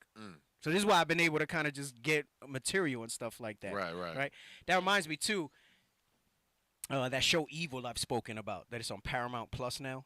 And, you know, it's like Catholic, that the devil's in hell and all this other stuff. But they had an episode where it spoke about the algorithms and that there's spirits in the algorithm. So, you know, I'm looking at it spiritually. Really? Yeah, there was a whole company, and it was supposed to be like Twitter and Instagram, and the spirits in the algorithms were making people do stuff. So it was kind of a political play, like to talk about how, you know, the internet can influence people who are unstable to do things. Right. But then they did it in the form of spirit. So they went to investigate if there was a spirit in the algorithm. And then what's cool about the show is that they'll give you a scientific side, and then they leave it very ambiguous. So basically, depending on what you believe, you can fill it in. You're going to believe that it was spiritual or it was scientific. Yeah. And in the team, one of them's a psychologist, one of them's a priest, black priest, and one of them is like the sciencey guy. And it seems to appear like every episode he debunks the stuff, but it's not enough that it's unequivocal. Substantial. So it leaves questions and stuff like that. Right. So, you know, I like it because it's a little campy. It's entertaining. But I can almost always see the spirituality in something that I'm watching, you know? And if it's not the whole thing, there's pieces of it where you see something. But that's just what happens eventually as you move through certain things. But anyway, I got this one. Now, she's going to start talking about premarital sex, okay? They keep saying mics are low, that they're going up and down and stuff like that. So I don't know if you guys are paying attention to that. I hear myself fine. Yeah. And obviously, we know in the construct of a relationship with Israel, we're not going to do the what they call premarital sex, right? That's even a term that they made for it. Sex was always defined as in the construct of a marriage, right? And you might have been this sister at one point in your life. But for sisters who never have been with anybody and they're rolling in the right spirit now, or the ones who did and you know, you're not married now and you're trying to get with somebody, you got to listen to this type of information, okay? Go ahead and play. I remember my last relationship, my son's father was not all that in bed. Oh, he sucked ass in bed. And I always thought to myself, you know what, with time, this could get better, you feel me? Because I liked him. I loved who he was. And later on, when I found out. So she's saying, you know, again, I prefaced it with what I said about that carnal aspect of it, but don't let that deter you from the rest of what she says, all right? Like I said, this might have been you at one time, and now you have a chance to do it differently. And if it wasn't you, you have a chance to do it the correct way. And she's basically said, look, you know, I didn't really like what it was like in the bed, but I figured, you know, he had everything else that I liked. So it could get better, right? That, you know, we would grow and learn together or what have you. Or maybe, you know, it was good in bed and that made you overlook other things. That's why I say you got to put the blinders on in that stuff, you know? But go ahead. He was just a fairy tale that he created for me. Stop. She said, and then he found out that he was just a fairy tale that he created for her. This is why I said the stranger that I am proving. Because you think you know somebody. And the reality is, it's not that anybody ever changed. People tell you who they are all the time. Right. but it's very rarely ever directly told. That's You heavy. understand what I'm saying? Yeah, Let me say it that's again. heavy, that's heavy. People are always telling you who they are by their actions, by their interactions with others, by subtle things that you see. I'm less concerned to an extent, especially in like the earlier stages of how you are with me. I mean, clearly if you're not great with me, right? And I mean, obviously it's different now, I'm married, but in general, let's say just even proving a friend. And I'm more concerned with how you react with others. Right. When I'm trying to learn you. Because I get that the beginning is intensified, it's exciting, it's new. Whether it's a new relationship of opposite sex or you're meeting a new friend, it's exciting in the beginning. Right. New is exciting. Right. You got the experience. There's a lot of mystery to uncover. Right.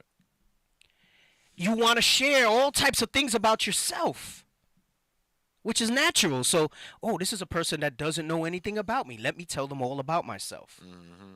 And I want to learn all about them. But you don't really want to know all about them. Because if you did, you'd want to see how they are in various situations, like the questions that we brought up. We're going to come back to the video, show the questions, right? Hey, Deacon, can you repeat that one more time? People always tell you who they are, People are always telling you who they really are, but it's not always directly.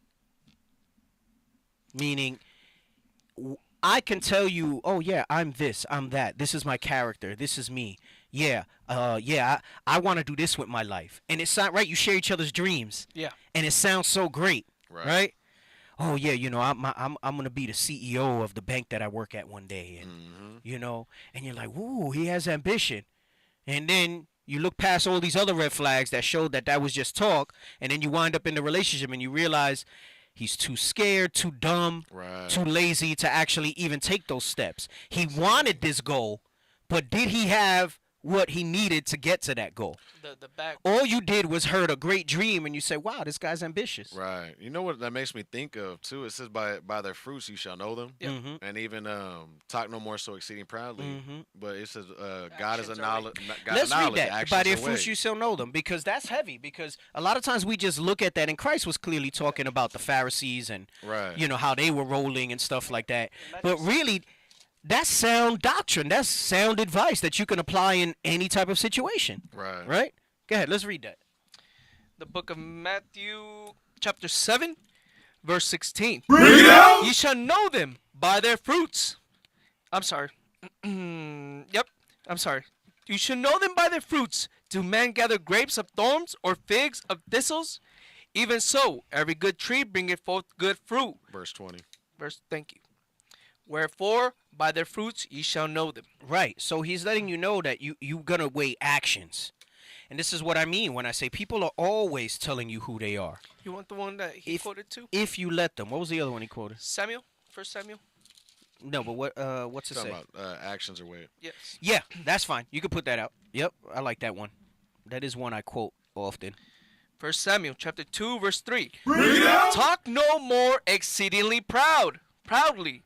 Let not arrogancy come out of thy mouth. For the Lord is a God of knowledge, and by him actions are weighed. And we should have that mentality. So what I mean is, they're going to talk proud, they're going to talk arrogantly about who they are and what they are and what they represent. And that's necessary information, but it's not the only information that you should base your decision on. That's heavy. I hope That's Soldier heavy, 'cause Ezekiel is listening when we was talking about Africa that one time. Oh. Yeah. Yeah. Say that again? When we was talking about Africa, that house that I had posted that's like mad cheap, and brothers was like, yeah, I'll go to Africa. Africa. Right. Can I get some real quick? Yeah, go ahead. Bring get it up. Sirach 1 and 29. Because that's heavy. That it talks about talk no more so exceedingly proudly. And you said it's important, right? I mean, we talk about it all the time. Sales is something we're going to be selling ourselves to our spouse. We sell ourselves to jobs and job interviews. You're always selling something, right? But once you've given the pitch, there's still follow through with the actions and performance. But get Sirach 1 and verse 29. The book of Sirach, chapter 1, verse 29. Read it out! Be not an hypocrite in the sight of men. Read. Take good heed what thou speakest. And that's what it's going into, because I thought of that when we just went into 1 Samuel. Because you can talk so more exceeding proudly, but then when it comes time for your actions to match your speech, if they don't match up, you can become a hypocrite. Right. Right. Right. Question. What are you gonna say? So people always tell you who they are, who they really are by subtleties, but not always directly. What are some of the ways they tell you who they're not? I'm not who they really are. Indirectly. So when I get to the characteristics of difficult people, and that's just one line of it, that's going to give you some direct things. Okay, so we're going to talk about that in a second. But remember, the sister was saying, let's run it back so we don't lose the point with the sister. All right, run it back a few seconds on sis. Just like, yeah, that's good. That's good.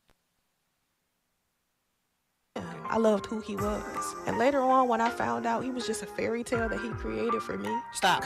So he was a fairy tale that he created for her. That's the representative. Right. Which means he was a stranger. And the point I want to emphasize in this is that he was always that person. You just let your own desires, you just let your own view not see those things.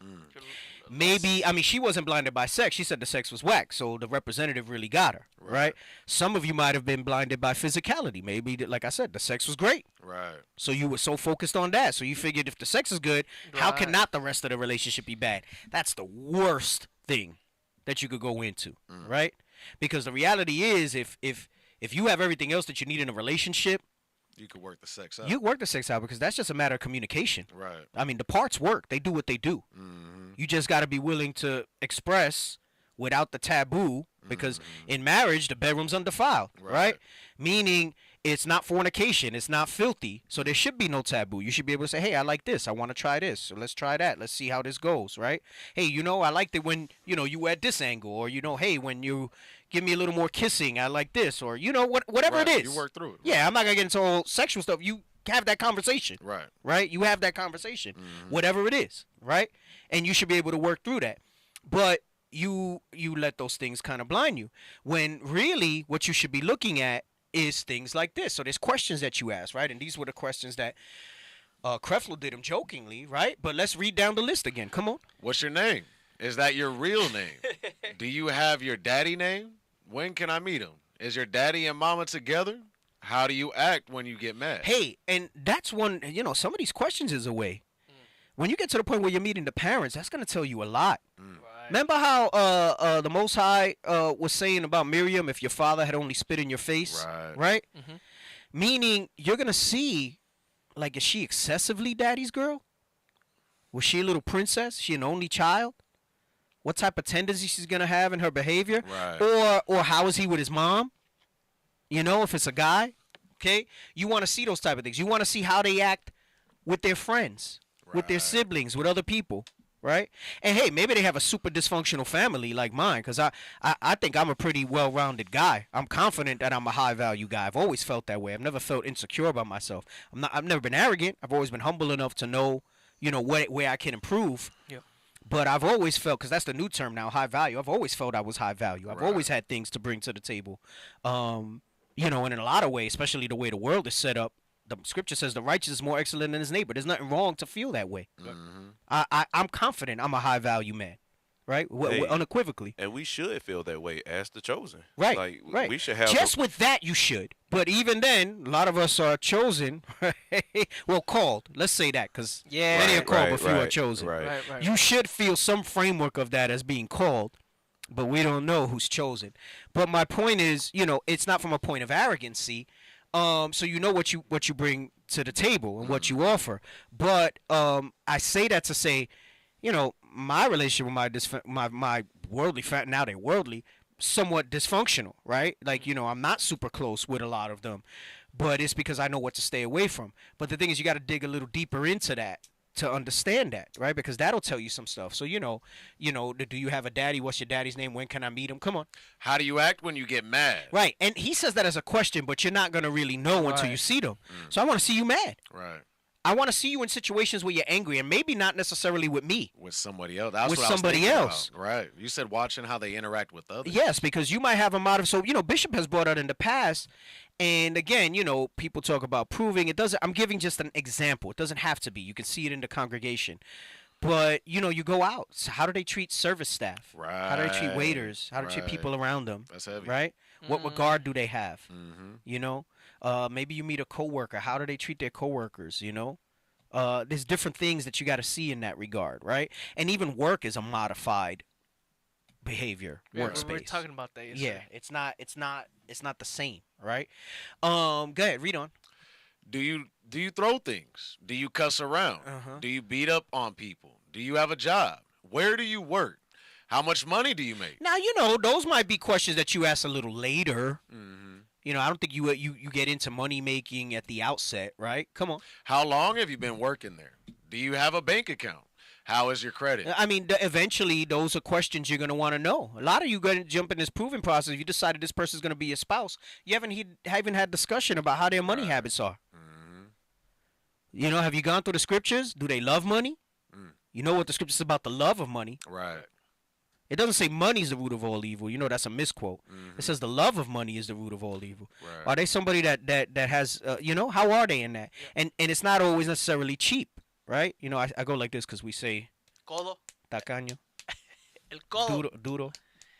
We go like this. Cheap guy. That's niggardly. That's somebody who's niggardly. Yeah. Excessively cheap. Like, like they'll buy the cheapest toilet paper or, Doing too. There's a scripture talks about a man. You a brother that's gonna go away for a week on an international trip, and you leave your wife with $20. Come on, man. And one roll of toilet paper, and you're a family of 4. Trash. I'm saying that because It's there's happened. brothers like that. It's happened. Right. Especially the work stuff. Don't assume because they get up and go to work every day that's a good work ethic. Because we look for those type of things. Oh, they're hardworking. How do you know they're hardworking? How do you know? Right. Okay, read on. Do you have a job? Where do you work? How much money do you make? How long have you been working there? Do you have a bank account? How is your credit? Can I see your credit score? Do you have a house or do you live in an apartment? Hey, and not just that. Where's your apartment? Do you have a roommate? Why do you live here? Right. Why do you decide to live here? Maybe they're in a crappy neighborhood. Why do you have a roommate? You got to think about that type of stuff. Are they in a crappy neighborhood because they're just on hard times, or they just like that type of environment? It represents who they really are. Are they just bad with their money? Maybe they got a hidden gambling problem. I mean, it could be a bunch of things. Right. Hey, Deacon, to add to that roommate situation, what is your roommate of the opposite sex? Because you see that in some cases. Right. Not only that, about the roommate is, can you live alone? Can you handle yourself? Yeah. Have you ever lived alone? Right. That's heavy. That's heavy. Yeah. Yep. Go ahead. Come on. How is your credit? Can I see your credit score? Do you have a house or do you live in an apartment? Do you pay for the gas in your car? Do you live with your mama in it? What do you like to eat?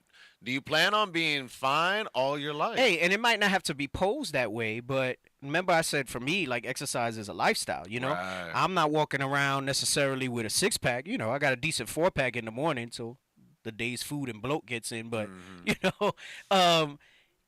are you somebody that has a good foundation that I know you're always going to look like that, or are you just kind of sprucing it up because you're on the market? Right.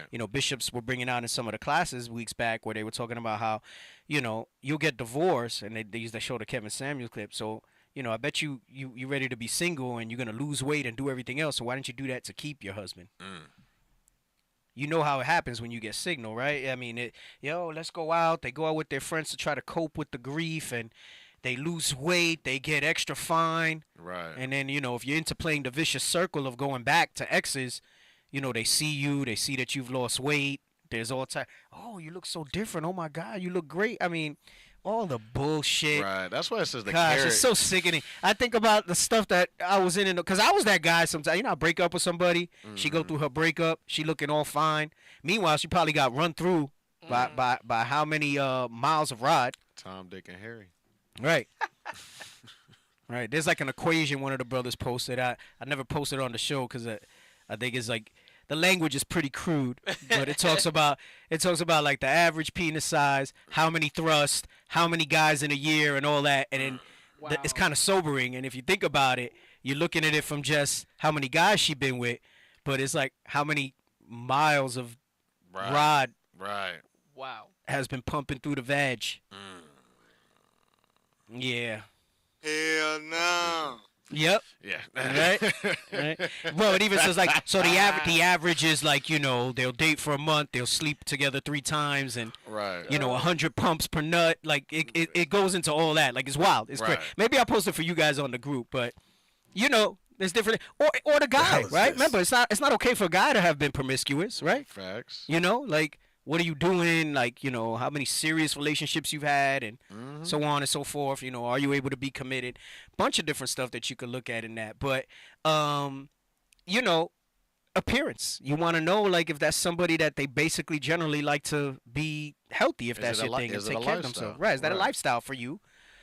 That's why we're saying, like I was talking earlier, for me, working out's a lifestyle. Like, I enjoy it. Like, I get more benefits from it than just the physical stuff from it, Especially, I was saying, as I've gotten older, as I've hit, like, 40 and I'm moving past, I'm going to be on the other side, closer to 50 soon.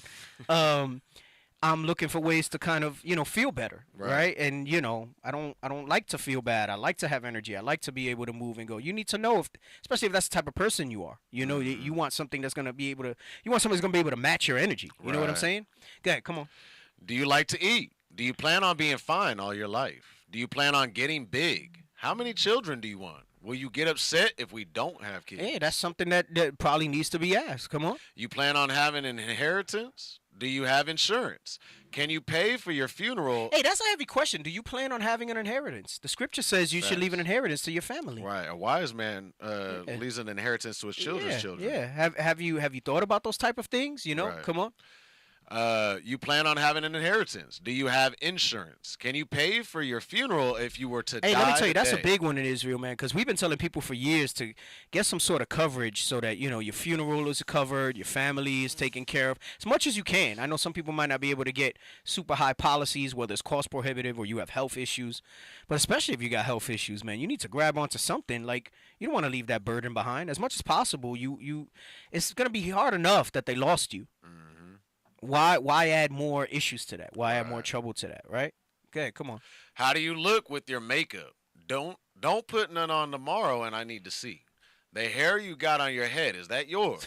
Did you purchase it? If so, is it paid for? Right. Or are you in debt? So those are questions, right? Let's go back to sis, and then we're gonna bring up the characteristics of difficult people, and then I want to do the masculine, feminine.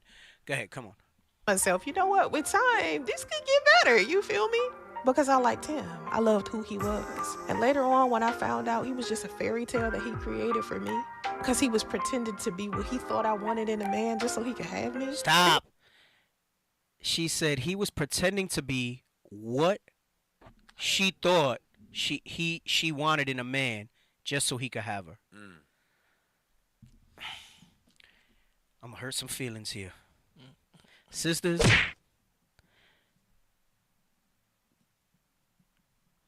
how do I say this? I don't know. We're anxiously waiting. No. It's not lewd. No. I'm not saying this too. It's just. I'm gonna say it in 2 parts. Carnally, men are wired to do that. They're going to be whatever it is they think you need them to be. They are going to probe and ask the things that you like, and even if it's that's not in them, that's what they're going to do to get you. And it may not be to get in your pants, because you could say, well, I gave it up 2 dates in, 3 dates in, and he still was like this. Right. Because he wanted to keep you for a season. He wanted to keep you for a season. Sometimes you wind up marrying these people, and his intention was just to have some stability. He wanted the wife at home, the cooking, the cleaning, the housekeeping, and his plan was always to still have his side things going on. He said, beat the Doonies, and you're never gonna leave. Never leave. Beat the Doonies, and you never leave. But don't think that brothers in this truth. Right. Remember, Paul said he had to keep that under his body. Right. Don't think that there's not men in this truth that will still resort to those things, because that's just what's in their nature, because of the way the world. That's not how we should be as godly men. But until you get to that cycle and that level that it's kids that were raised up into this and they grow into adults that were raised up into this, whoever you interact with at this stage is going to have those pollutants in them. Right. And in the world, men game you. Men game you. Mm-hmm.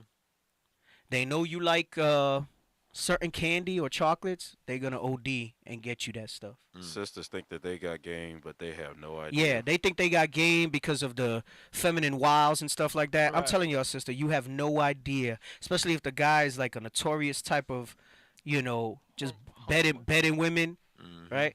And you could be somebody who beds women. It don't even mean that you good in bed. You just got game. You just got game. He knows you like flowers. He gonna bring you flowers. He knows you don't like flowers. He'll find whatever it is that you like. Because remember what I said earlier. You're telling everything because you're excited. It's somebody new. You're talking about everything that you like. You've actually revealed to him a strategy for the battle tactics. So that's what's going on. It's like a power dynamic. If it's done unrighteously, how am I gonna get in her pants? How am I getting her pants? And now if you're a simp brother, she might just be taking you so that she could get a few meals. But that's how you let that Jezebel spirit sit there and run things. Yeah. That's where brothers, like we talk about, like brothers' wives can sit there and have control over them, and they don't even think they have control over them. And this sister went in that situation, and she says it was a fairy tale that he created based on what she wanted. And it's not even what she thought. She's saying, she still don't get it, even though she's saying something profound. She's saying what he thought I wanted. Right. It's what you wanted, because he even got past the whack sex. You say he wasn't all that in bed, right? But you locked up with him, right? So his game was superior. He don't care that you thought he was whack in bed, because he got what he wanted. Right. Hey, Deke, this comment say this is Wednesday Night Raw. Nah, but you see, this really for the women too. Because I'm telling them to not be so damn dense that they don't see what's going on in front of them. I'm hitting them both. I'm hitting both sides of this thing. Yeah. I'm hitting both sides of this thing. Go ahead, play it.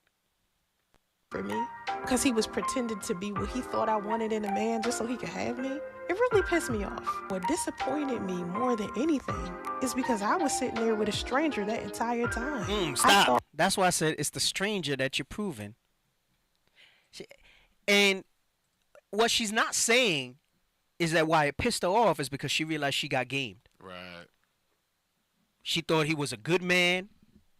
She thought, remember, what I love about this is that she and that's why I say I know it's carnal, because we don't do that in proving in Israel, that having sex before you get married. Right. But she looked past that, because you got a lot of these sisters out there that they, even in here, that they want to know what the D is like before they jump in bed. Right. But then you get a disaster in everything else, right? Sex doesn't fix problems. Sex is not the foundation of a marriage. It's what nourishes it and keeps you close. But there's other things that happen that you go, because you're not having sex all the time like that. Right. And then as you get older and life happens and kids come and stuff like that, it ain't going down like that. It's like building your house upon sand or upon That's a rock. exactly what it is. That's it. But the point I want to point out here is the reason she's really disappointed is because she looked past something that was clearly important to her. If not, she wouldn't have started a damn video with that. Right. Because she thought he was this great guy. And it turns out that he was a stranger. So you sit back and you say, what you're really mad at is yourself, that you let yourself be into that situation, that you gave yourself to somebody in that way. And you should feel like that from the whole proving process. This is why I say I know the value that I bring. Right. Listen, I know it was carnal, but my friends used to joke that, like, I would dodge women. Right. But, like, they would be like, yo, that woman was throwing herself at you. I'm like, I was very selective. They would tell me all the time, man, you could really be out there. You got a lot of options. That's the type of talk that happens. Right. I remember I had this ugly guy, man, and he was like, he goes, I don't have a lot of options, man, so that's why I'm shacked up with my woman and I ain't letting her go. he said, I know. He goes, I'm an ugly dude, I'm overweight. He said, but she good to me and whatever, so I'm staying where I'm at. I'm own it. He said, but you got options. This dude got options. But I'm telling you, I'm trying to let you know what the psychology is of people. That's obviously not my thing now, and I'm not proud of that. Knowing what I know now, I wasn't living right. I wasn't walking right. Yeah, was I a generally good guy? I thought I was good, but I was making whores out of our sisters, Israel, right? But I'm trying to let you know the game that's out there, and don't just think because they wearing fringes and a border of blue, the game is gone. Right? The game is gone. And likewise, brothers, you're gonna have these sisters out there, and I'm telling you, man, this goes for both sides of it. Don't be so. Remember, it says the beauty of a woman cheereth the countenance of a man. Don't be so caught up in the looks that you're gonna be jacked up in that stuff. Go ahead, come on, keep playing. Let's finish her up. More than anything, is because I was sitting there with a stranger that entire time. I thought I knew who he was because we had an instant connection. We didn't learn to love each other. It was natural. Stop. On my end. She's talking about sex. No, well, she said the sex was whack. She's talking about those micro things. Yeah. Remember, I was talking about the stuff that happens. Right. The attraction. Right. Right. And what she was really attracted to is that maybe she was affection starved. And he was very affectionate. He knew what to feed, what she wanted. Right. Yes. Maybe her thing when she spoke, I don't know, just looking at her, she strikes me as somebody that wants you to listen to her, have maybe some stimulating conversation, would like for her to be the focal point type of thing. Right. And maybe he gave that to her.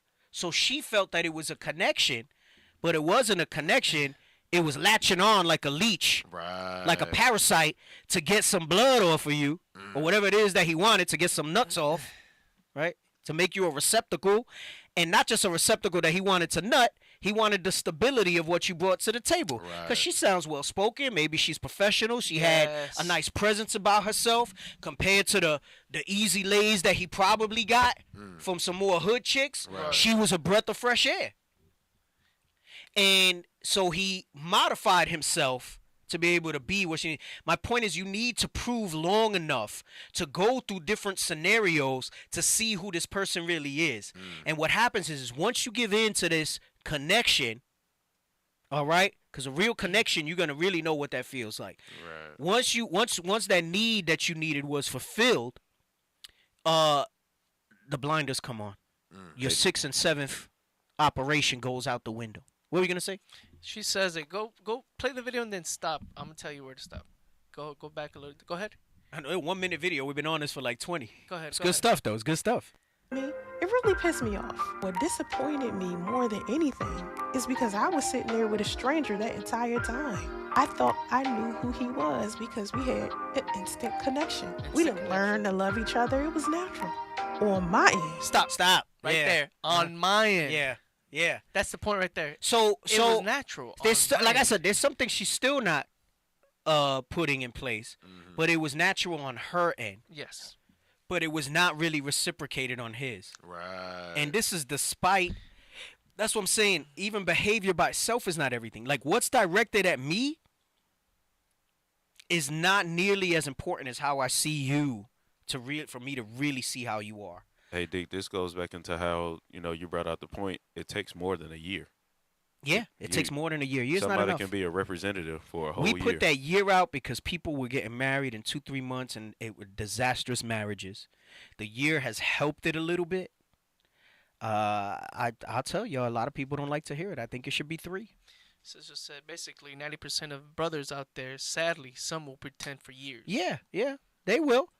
But so will a lot of sisters too. Right. Let's not get it twisted. I'm talking about the men here because I got a sister talking, right? But and I wanna spread it around because I do gotta warn sisters that again, not just because they in here with fringes and a border of blue. I've said this before. We got some good brothers that are just not good husbands. Don't mean I'm not saying they're abusive and stuff. They just don't get it when it comes to that. Right. But come on, keep playing. Instant connection. We didn't learn to love each other. It was natural. On my end. Because on his end, he was faking the funk the whole time. I'm not saying don't trust your gut. I'm saying sometimes your mind is playing tricks on you. Sometimes your mind will show you something about somebody that's not true. Sometimes you want them to be a good person so bad. You turn a blind eye to so many red flags because you're looking for green. Stop. I remember. So she says your mind will play tricks on you. Get me? Let's go back to Sirach 17, and then I want the other one in Sirach where it says extol yourself in the counsel of your own mind. Right. The book of Sirach, chapter 17. And verse 5. Bring it out. They received the use of the 5 operations of the Lord. And in the 6th place, he imparted them understanding. Right, so she was going by those 5 operations, and a lot of us do, right? Come on. And in the 7th, speech. So he says there's understanding and there's speech. And then the way you avoid your mind playing tricks on you is, like I said, looking, and we're going to go into that next. Perfect, you got it up. Characteristics of difficult people, right? And this is just one line of it, right? I mean, you can, there's so many, there's not enough time, there's not enough shows for me to keep doing this, right? I'm not going to turn the power hour into the relationship advice. Right. I did for a few weeks, but I got to move on to other topics, you know what I'm saying? And just because my spirit was moving me, now my spirit's moving me in a different direction with grab your marbles. We got to get on the men. Yes, we do. These next few weeks, facts. We getting on the men. All right. Read on the next verse about counsel. Verse 6. Counsel and a tongue and eyes, ears, and a heart gave he them to understand. Why? Because the eyes and ears, outside of how they're dealing with me, I should be able to see how they're dealing with other people. I should be able to ask certain type of questions that will elicit an answer to me that's not one that I just want to hear. What you don't realize is that in those beginning stages and all that lovey talk you're having as you're getting to know each other, you've given somebody that's not in their right mind all the information they need to turn themselves into who they need to be to win you over. So what you're saying, Deacon, if I may ask you, is you got to do the poker face at the beginning, somewhat, right? Be genuine, what have you, but don't put your cards out like that. Don't show your cards out. Yeah, as much as we would like to say, just be yourself. Yes, be who you are. Be your authentic you. But you got to keep your guards up. You got to keep your guards up, and don't bring those guards down until you set milestones of what you need to see in that person. If you see a pattern of behavior that's beyond. So, to me, some of the best provings have been sisters or brothers that check the person they're proving when they try to get into too much of that let's play girlfriend and boyfriend. Right. Like, I want to know you. Setting boundaries step by step. You set those boundaries. Yeah, you know what? We shouldn't be talking about this or that. Let's move the conversation to this or this because I want to see how this is, right? There's a song I be listening to all the time, but it's called "Guard Your Light." And it's kind of the same thing because we all, and it's really levels of, we got our soul. And when we, like you mentioned earlier, we were talking about at last power hour, how we invest ourselves into the men that we're leading. As leaders, you invest yourselves. Yeah, there's pieces of you in there. Yeah. So we know that we're supposed to rule over our wives. And as you're preparing for a wife, men, we're already trying to prepare our minds to that, but we're going to be investing portions of our soul, but it's got to be bit by bit until it's like, okay, we make the commitment of marriage and taking it to that next level. Yeah.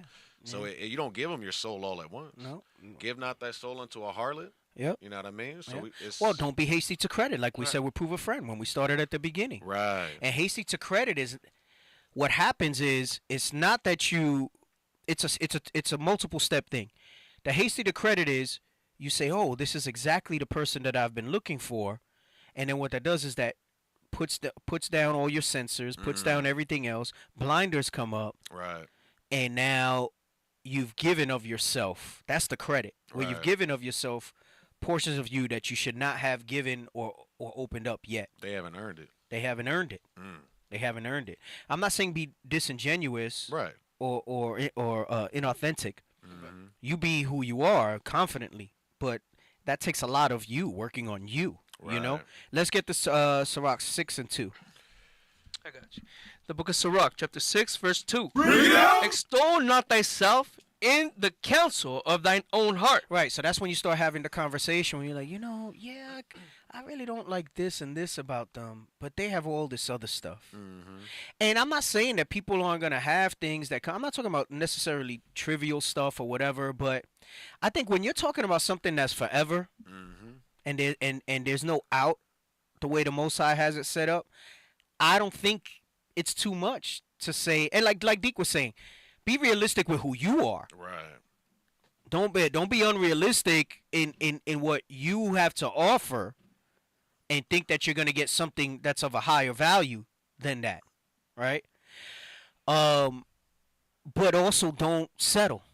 That's my point. I think when you start having that internal dialogue, where you're like, oh, we could work on that later. I could fix that later. Because that's what she did. Of course, it was from the sex aspect where she was like, that could get better later. Right. Yeah. You're not even supposed to know about that when you're proving, right? But whatever it is, don't just put that to the side. I think something that you feel or that you're looking at, you need to acknowledge. And you're not going to be able to do that unless you're kind of really firm in yourself and what you really want. Don't bank on behaviors.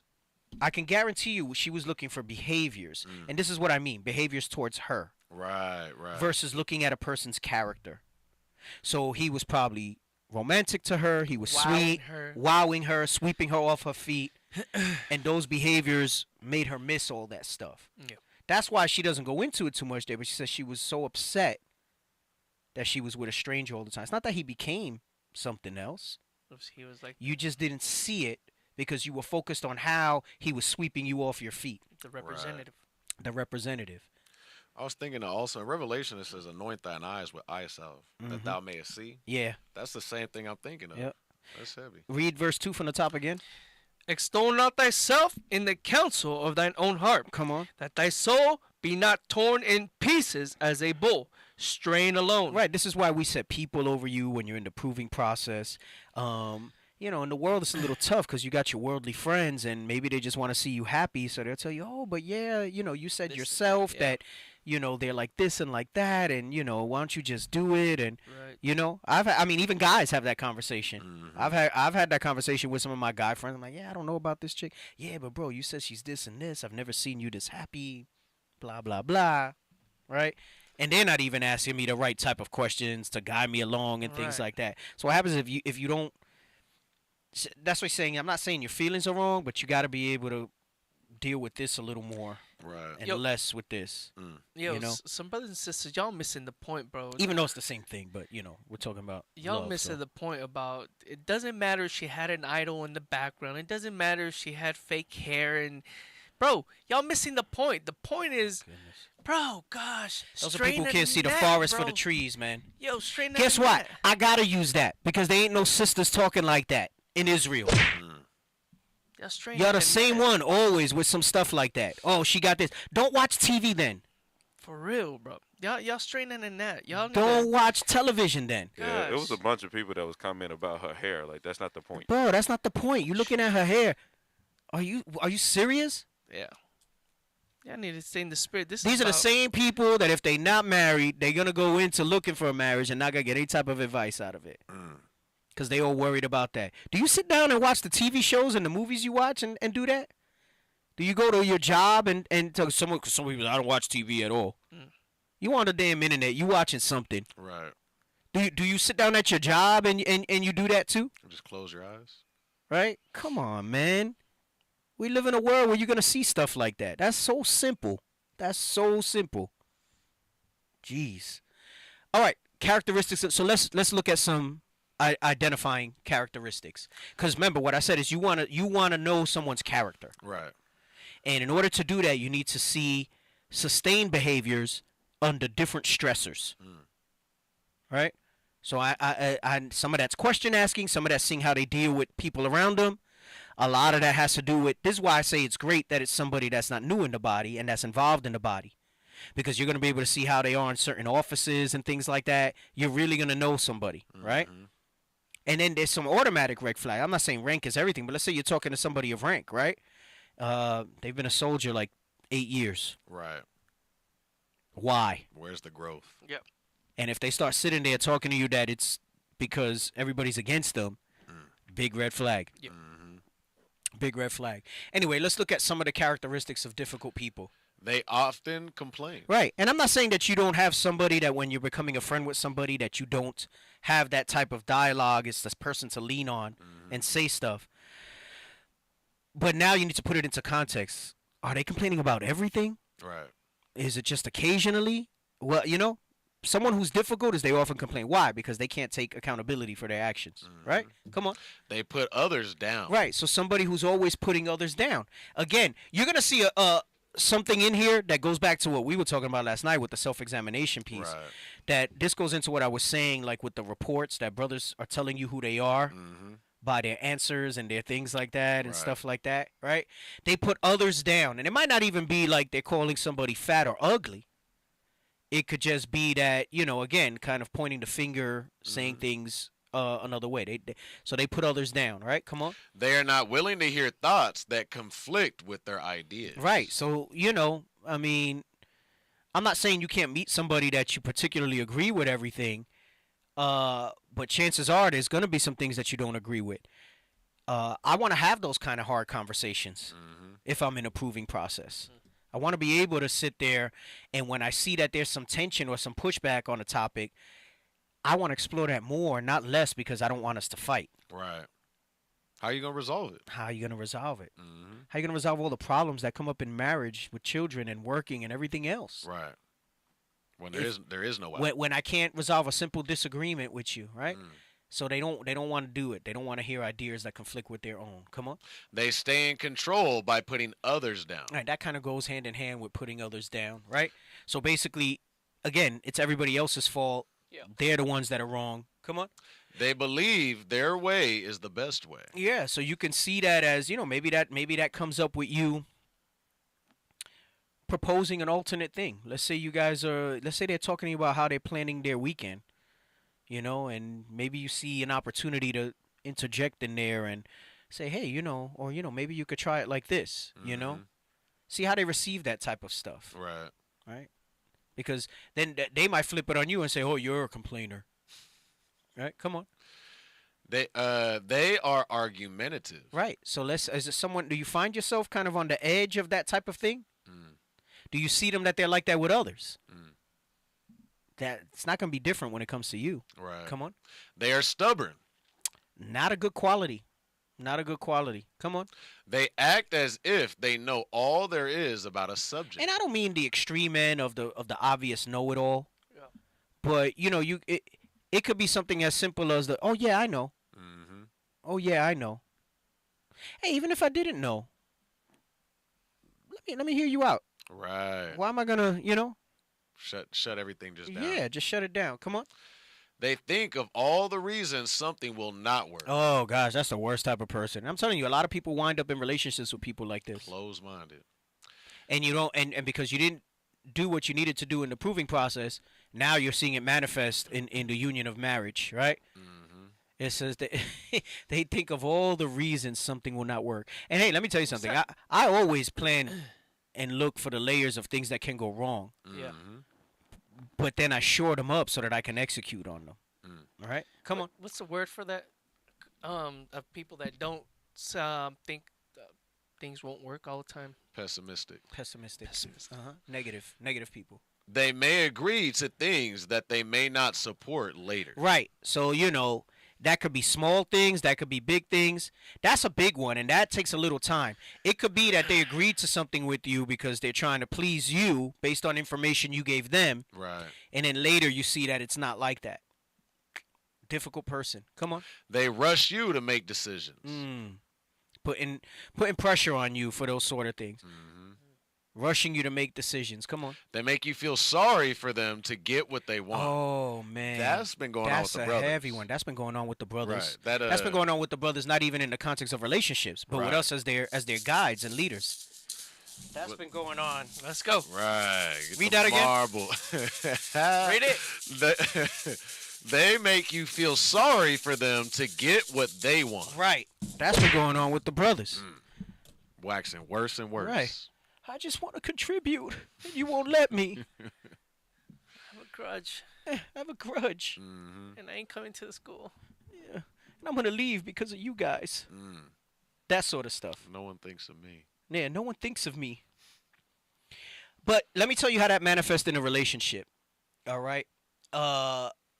It says they make you feel sorry for them to get what they want. You get into an argument, and then they say, you know, it's just that I had such a rough day. My boss wrote me up. I had a bad interaction with a customer. My sister got me pissed off. I'm dealing with a lot of stuff. I'm struggling here. And I'm not saying that may be the case, but you see a pattern of that. Right. You see a pattern of that. Mm-hmm. They're trying to make you feel sorry for them. I'm struggling over here. Right. Yeah. I suffer from this and I suffer from that. That sort of stuff. You suffer? Well, don't. Yeah. We had a brother with the incident that we dealt with here. We had him on the phone. You know, this one died last year and that one died last year, and I was just in a bad place. Mm-hmm. So that's why. Yeah, so that's why I went and did this, thus, and though. Right? Mm-hmm. Come on. They let you down. Yeah, you got flaky people. And that let you down could be in a lot of different ways. That's frustrating more than a lot of things. Yeah. And let me tell you, this takes more than a year to kind of go through all these things. Mm-hmm. Go ahead, come on.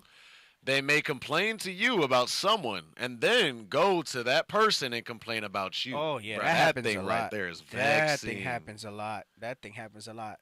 And, you know, they usually say somebody that complains to you about others, when you're not around, they're probably complaining about you too. Right. Go ahead, come on. Nothing you do is good enough. They always want more. Right, so let's say you have a dialogue, right? Let's say you're proving. I'm gonna stick with the proving. And you have a little disagreement, right? And you come to a resolution, right? And you say, okay, right? And they say, yeah, you know, I would like to see this, and though in the behavior, right? Mm-hmm. And then they do those things, and then you do those things, and it's still not enough. Right. Right? That's what that's kind of talking about, right? Nothing you do is good enough. They always want more. Meaning, not in a good way that they want something more of Trying you, to build you that up. there's other things that you need to work on, right? Right. But it'll be like the same issue, and then it still doesn't get resolved. So they'll tell you, yeah, I need you to do this, I need you to do that. And then you do those things, and then it still doesn't change anything. Right. They're full of shit. Sorry. Go ahead. They are quick to anger. Quick to anger. Yeah. And again, you got to see those type of things in action. Come on. They are often unpredictable. That's a double-minded man. It says they're unstable in all their ways. Right. In all their ways. That means you'll see a pattern of things in them.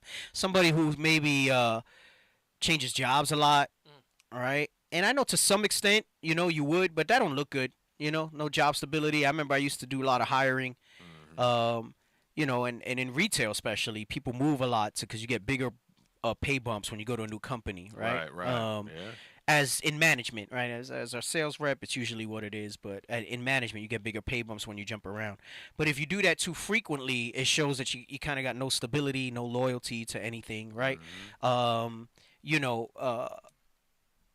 you know, maybe there's somebody who didn't finish school, right? And you know, you want to dig into that a little bit. Well, why? What were your challenges? Why didn't you do it? So on and so forth, right? There's things that are present 90 there, right? seconds. Come on, no, we're still gonna go past this. Come on. They act like they have done nothing wrong. Yeah, it's like no accountability again, right? And again, it's funny because you're seeing this. We're talking about this in the context of proving people, but this should probably be shared on the soldiers group here, right? Because we have a lot of brothers here that are under soldiers, and they display these characteristics, right? Come on. They may jab at you with put downs, digs, criticism, and 60 false seconds. rumors. Right. So you know, it doesn't have to be a direct, aggressive insult, but that's why it says they jab at you, right? It's indirect. They know what they're doing. Right. No, and it might be very direct. They might say like, you know, well, you know, how come you're like this? Well, it's because you're like this. Right. And I'm not saying that's exclusively untrue all the time, but if that's like the constant thing, then that's a problem. That's a difficult person. All right. Let's go back to the masculine and feminine, and then we can move to wrap up. I think that's the last thing I said. And again, there's still so much more that I left on the table. I did have more things I wanted to go over, some more scriptures I wanted to pull out. We're going to have to go through both of these. Well, no, go to the other one first. Sisters. Again, I want to tell you in general, and maybe this isn't you, and if the shoe fits, wear it, okay? What women think men want in women and what men actually want in women, all right? So a lot of y'all think that, you know, especially in this truth, I think the financial stability is less true. Because a man in this truth knows that he's going to take care of you. And, you know, maybe that doesn't mean you get to stay at home per se, right? But that's not necessarily something that's attractive to him in what he's looking for, especially at the outset, right? There's things of higher value to him than you having financial stability. What he really wants is a fit body. Most men. That's facts. I'm telling you, most men, And I know, I get it, right? Let me just say this because people are gonna say the outliers. I know that some people might have other conditions that make it maybe a little more challenging for them to lose weight. But be realistic. Most of the people, they put up excuses for lack of discipline. And this is why, especially if you were not always that way and you kind of got that way, a lot has to happen between, I'm talking about the people that are like really obese. Right. A lot has to happen between where you were, because you weren't that big as a kid. Right. And then you wind up It's a that lifestyle. way. It's a lifestyle. Right. And it's even like, I know women have children, right? So Right. their bodies go through changes after children. But that don't mean it just stays that way. Right. There's ways that you can sit there and continue to work on your body and your health. Right. And it's going to help build longevity. Right. So yes, and then, listen, and I'm talking about fit and realistic expectations, right? We know not everybody's gonna be like, as firm, muscular as the table that's here, right? But generally fit, all right. Confidence. Okay. Kindness. Kindness outweighs confidence, all right. I would say confidence is not bad, but they're talking about the confidence that you think, like, So you the man. Right. No. Kindness goes a lot further, right? Come on. Successful. No. Supportive. You want somebody that's going to be supportive, right? That pillar of rest. Come on. High earning career. No. So listen, this is the play where I said the financial stability kind of comes into play. It's not that he wants a high earning career and financial stability. What he really wants is what? Hard working. He wants to know, because in Proverbs 31, let's get that real quick, where it talks about her actions. Her works. Right, her works. Jump straight to that part because we're going a little over. But the book of Sirach, chapter 31, verse 31. Give her of the fruit of her hands, and let her own works praise her in the gates. Right, meaning that if she needs to, she's able to have her own job and do her own work. Where's it talk about where she rises up early and all of that? Get me that? Yes, sir. Because it don't just mean hard working outside the house. It means that she's going to be hard working inside the home as well. Come on. The book of Proverbs 31, verse 17. She girdeth her loins with strength, and strengtheneth her arms. No. Verse 15. She riseth also while it is yet night. Right. Because, hey, let me tell you, there's a lot of sisters, man, they just lazy. They like to lay around. They always laying down. Right. And I'm not saying if you're not well or whatever it is, but I don't know. I'm the type of man that I need a woman that, like I said, matches my energy. I'm not the lay around all day guy, you know? I mean, if we're chilling together or whatever, and I get it, but listen, the reality is that's just kind of moments of things. I need somebody that, like I said, is gonna match. I'm on the go. I don't like to be down and out too much. Right. Yeah, when I settle down in the evening, maybe I'm enthralled by a series that I'm watching, and I might check it out a little more than I normally would. But in general, I need somebody who's gonna match that type of energy, right? You need to know that within yourself and how you feel in that. Hold on one second. Let him finish reading this. Come on.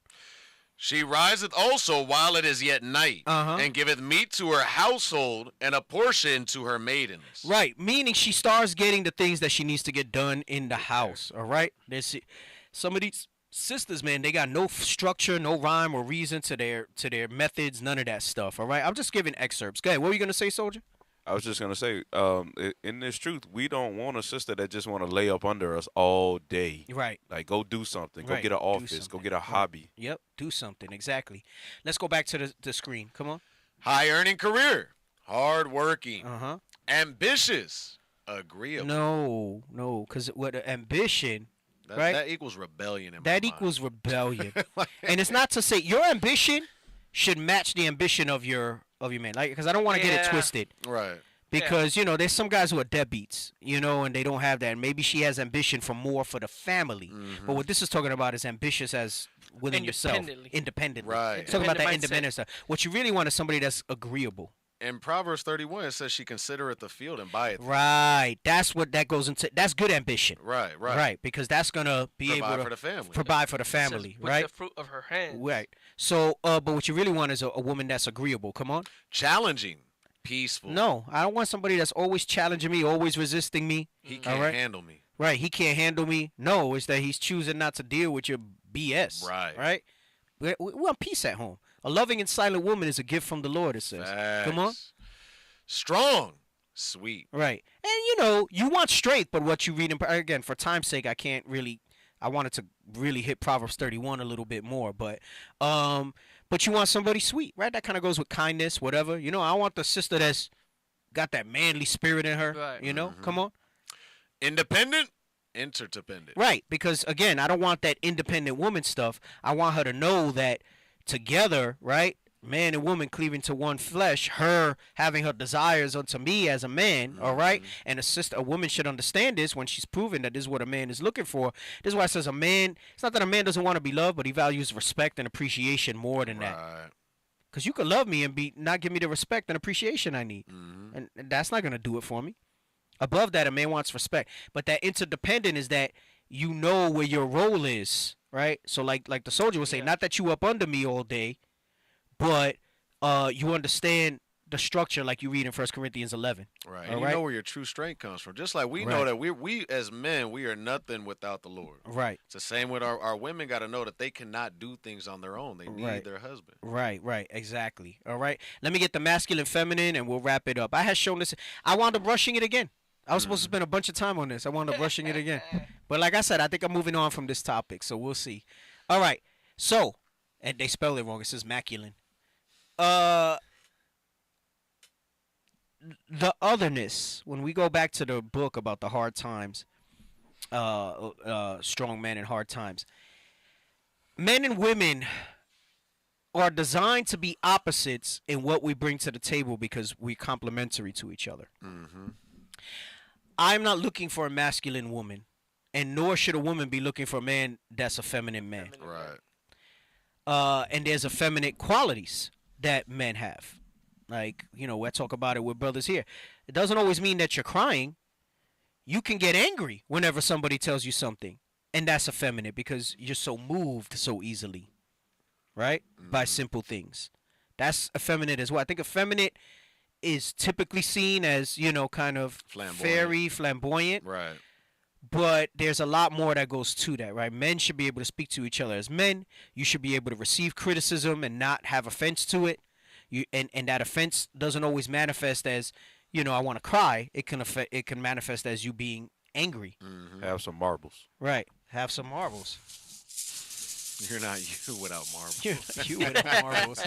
So let's read side by side, the masculine and feminine, so that we can look at this when we're looking at a partner, all right? Again, dealing with things that you're looking for rather than necessarily how they're treating you. Because, yes, that has some importance, but how they're treating you could make you feel so good that you forget everything else and you wind up in a bad spot. All right? Go ahead, come on. Masculine, strong, controlled, focused. You need to see how they are in that regard. Feminine, free-flowing, open, radiant. Right. There's a way that a woman rolls, right? That goes into a little bit the flamboyancy. You don't want to see that in a man. In a man, right? Come on. Masculine, powerful, centered, purpose-driven. Hey, and you know, even in general, outside the context of what you're looking for in a spouse, I think brothers could focus on this masculine side a lot. And see where you can shore up your masculinity. Let's save this for when we go into the man show, because I think we can double use this, right? So that you can see the type of the behavior. So powerful, centered, purpose-driven. Come on. Feminine, wild, destructive, emotion-driven. See that? Emotion-driven. It didn't say sad, just emotion-driven. We got a lot of them. That's why I go into the yellow makes me sad, the yellow Power Rangers, right? They think they're powerful, centered, and purpose-driven, but they're actually wild, destructive, and emotionally driven, right? Come on. Masculine, loves a challenge, competition. Feminine, seeks and gives love, nurturing. So, see, that's what a man wants. Right. He wants the characteristics of a nurturer in a woman, right? Come on. Masculine, single task-oriented. Problem solver. It doesn't mean that he can't multitask, but this goes into that centered and purpose-driven that a man is. When a man's focused on something, he's going to be very driven in that, right? And a man wants to solve problems. That's why when you're always questioning him, and I'm not saying like if he's detrimental, he about to make you homeless and stuff like that. You speak up. That's when counsel and everything else comes into play, all right? But, you know, a man is driven by looking at a situation and being able to solve it. That's a masculine trait. Right. I mean, we got some males with us that don't do that. Right? But go ahead, come on. Feminine, multitasker, diffused awareness. Why? Because she has to run the household, like we read in Proverbs 31. She needs to be able to move around and do this. You know, the job of a woman is to multitask. She has to care for you, eventually the children, her job if it needs to be, whatever responsibility she got in the body, Right. herself. I was gonna point out too, by the man fulfilling that masculine, single task oriented problem solver, that's a hyper focus. With her being a multitasker, multiple little tasks, she has a diffused awareness, but in their right roles, that diffused awareness is okay because the masculine traits of the man has the hyper focus of awareness. Right, exactly. Come on, next. Masculine wants freedom and release. Feminine wants to fill up, gather, talk, vent. Right, so what that means is he doesn't want you questioning his every move. And I don't mean if he's being suspicious and stuff like that. Right. Because we got a situation here, again, with this brother, and I'm learning situations now that, like, you know, he was going to do, like, some weird stuff at odd times. And he's like, yeah, the wife's like, I didn't question him because, you know, we're not supposed to question the men. Ruby? Yeah. You know, it's warranted questioning. Right. Is what I'm talking about. Because then you got some of these sisters that's bugged out, right? But he's saying, you know, wants freedom and release, meaning when he's feeling a certain way, like, you know. Give me some space. Right. Right. Let me think through. Let me. Right. And the women, right, they want to fill up, they gather, they want to talk, and they want to vent. Right. Women always want to vent. And that's fine, men, you got to understand that, you know. Just, there's a time and a place for it, right? Come on. Masculine makes big things small, forgets. Feminine makes small things big, remembers. Right, women have the most uncanny memory for, like, the simplest stuff. Facts, and man, It'll be some trivial thing that they'll remember. So when it says he makes big things small, yeah, sometimes, man, maybe, you know, maybe it's a big deal for you, and I didn't treat it with, you know, with the consideration that you would have liked to see. That you would have liked to see, you know. But I'm so quick to forgive that I'm going to forget it and I'm going to move on, like as if it's something to me. But women like to make small things big and they remember all those things, right? Come on. Masculine needs admiration and appreciation. I mean, and women do too, but more specifically, this goes into that respect and appreciation. That's what really the admiration means. Well, that's the reverence that the Bible speaks of in Ephesians 5. Like I said, I'm rushing through it. I wanted to spend time on this. Her, Go ahead, come her on. desire being to her husband, too. Yes. Come on. Feminine needs reassurance and attention. Right. So, brothers, you know, we say you got to be able to understand, like, if you're going to get a wife, that possession, you got to spend some attention to it, right? Honor to the weaker vessel. Honor to the weaker vessel. And she needs reassurance. She wants to know she's doing a good job and all that stuff like that. And I'm not saying that these are all necessarily mutually exclusive, but for the most part, these are where they skew towards, right? Come on. Masculine wants to be needed and respected. Feminine wants trust, connection, praise. Right. Like, you know, a man wants to do the things that are manly. Like, you know, don't try to take his responsibilities away from him. Right. You got some women that try to roll in that regard, right? And it says a woman wants trust, connection, and praise, right? We get it, all right? Come on. Masculine, intimacy killer, being criticized, controlled, or shut out. Right. It's, you know, I'm not going to be able to rock with you if you're criticizing me, you're trying to control me, or you shut me out. Like, you know, what's wrong? Nothing. That's the part that bro, the biggest thing. You know there's something wrong, What's but you wrong? over there, nothing. Go ahead, come on. Feminine, intimacy killer, feeling unseen, unsafe, or misunderstood. Right, so you want to keep the intimacy flowing, right? Make sure that you're aware of her, you're aware of what she does, you know, the contributions, even though they're required, right? She wants to see those things, right? She wants to feel safe. And that don't mean just I can protect her with my muscles, but don't be the brother that's gambling away money, making poor money decisions. You're always broke. You're always behind on bills, that sort of stuff. That's going to make her feel unsafe, right? Or misunderstood. And I get it, right? This goes back to them wanting to be able to connect, talk, vent, all that stuff like that, you know. And it goes with Wisdom of Solomon said, wisdom's an understanding spirit. So if we moving in the right spirit anyway, I mean, we'll give off that impression. Yep, exactly. Anyway, I did it again. I went through it too fast. I had scriptures for a lot of this, and I couldn't do it. But like I said, I don't think I'm coming back to this, at least not anytime soon. We spent a lot of weeks on this. We got our dose. Yeah. And I mean, there's still so much stuff that I didn't bring out. I was even talking about stuff that I might have tried to post during the show, but it went how it needed to go. So I'm going to leave it at that. If they got it, they got it. If you got it, you got it. Hey, I pray people apply. Next week, we got the plus. We got some new stuff that's going to... Those will we got some new stuff. We'll see. We were We'll see. talking about it. Right. Yeah. I'm excited. So we'll see. We'll see how it's going to go. Anyway, y'all be safe out there. Stay in the spirit. All right. Check us out on Facebook on Saturdays. Is it Spanish this week? You guys did English last week, no? 11 a.m. Arizona time. All right. Lord's will be on next week. It's daylight savings, right? 7 a.m. Arizona time. So I know it'll be later in the East Coast. I think Sunday's like daylight savings. Everybody else changes. We're the we only don't normal change. ones. Remember, they're gonna keep it at the same. I think this might be the last time they do it. Or I don't know if they dropped it. Oh. I don't know. I don't know what happened. I haven't kept up with it. Yeah. I'm disappointed that I didn't get to go in it the way I wanted to. But like I said, I feel like I'm done. Yeah. Yeah, I feel like I'm done. I think we good. Anyway, go with the socials that you see on the bottom there, all right? Especially the YouTube. We're so close to our 15K. Where are we at? I haven't checked. 14.8 something. I don't know. We're at 14.9 now. 14.9. 14.9. Tell your mama and them. Man. So what, we're 100 away? 100 away. We're 100 likes away from 15,000 subscribers. 100 subscribers away from 15,000 subscribers on the Phoenix page. Less than 100. Less than 100? Mm-hmm. 68. Yeah. Oh, wait. Oh, you taking too long. Yeah. We close. Can you go over and like and subscribe to the IUIC Phoenix YouTube page? All right. So all we need is 68 people to subscribe, and we'll hit our 15K. All right. And guess when that happens? We'll be happy, and then we're moving on to 20. Yes, sir. Moving on to 20. All right. Hey, all praise. Oh, someone said, when can we see you on a new moon class? I did one in December, I think. I did one in December. You know what it is? It's the time difference out here. So I can't really get my IT team here at the time that I would need to broadcast on the East Coast. So it's sparingly that I do like the new moon classes. Just because of the time difference. I'd probably jump in more. We had a plan on that when we were like, yo, I remember you called us, hey, can y'all be here? Can y'all come to this time? Yeah, I had pushed it, and it was only a 2-hour difference, so I said 6, I think, and we had to be here, yeah. Yeah, it was a little bit of a rush, and we made it work out that way, but that's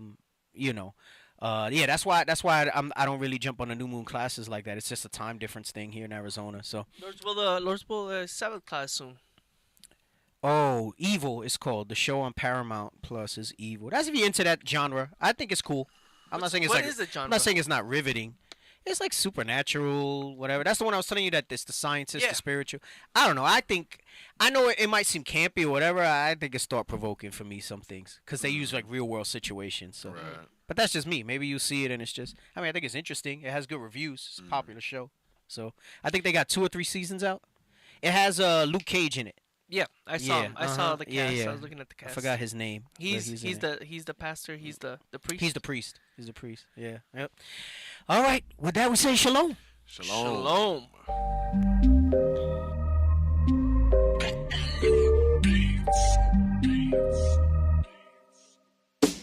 This for the Southern Kingdom, Kwam Yasharallah. Hey, one nation, one nation. This for the Northern Kingdom, Viva la Raza.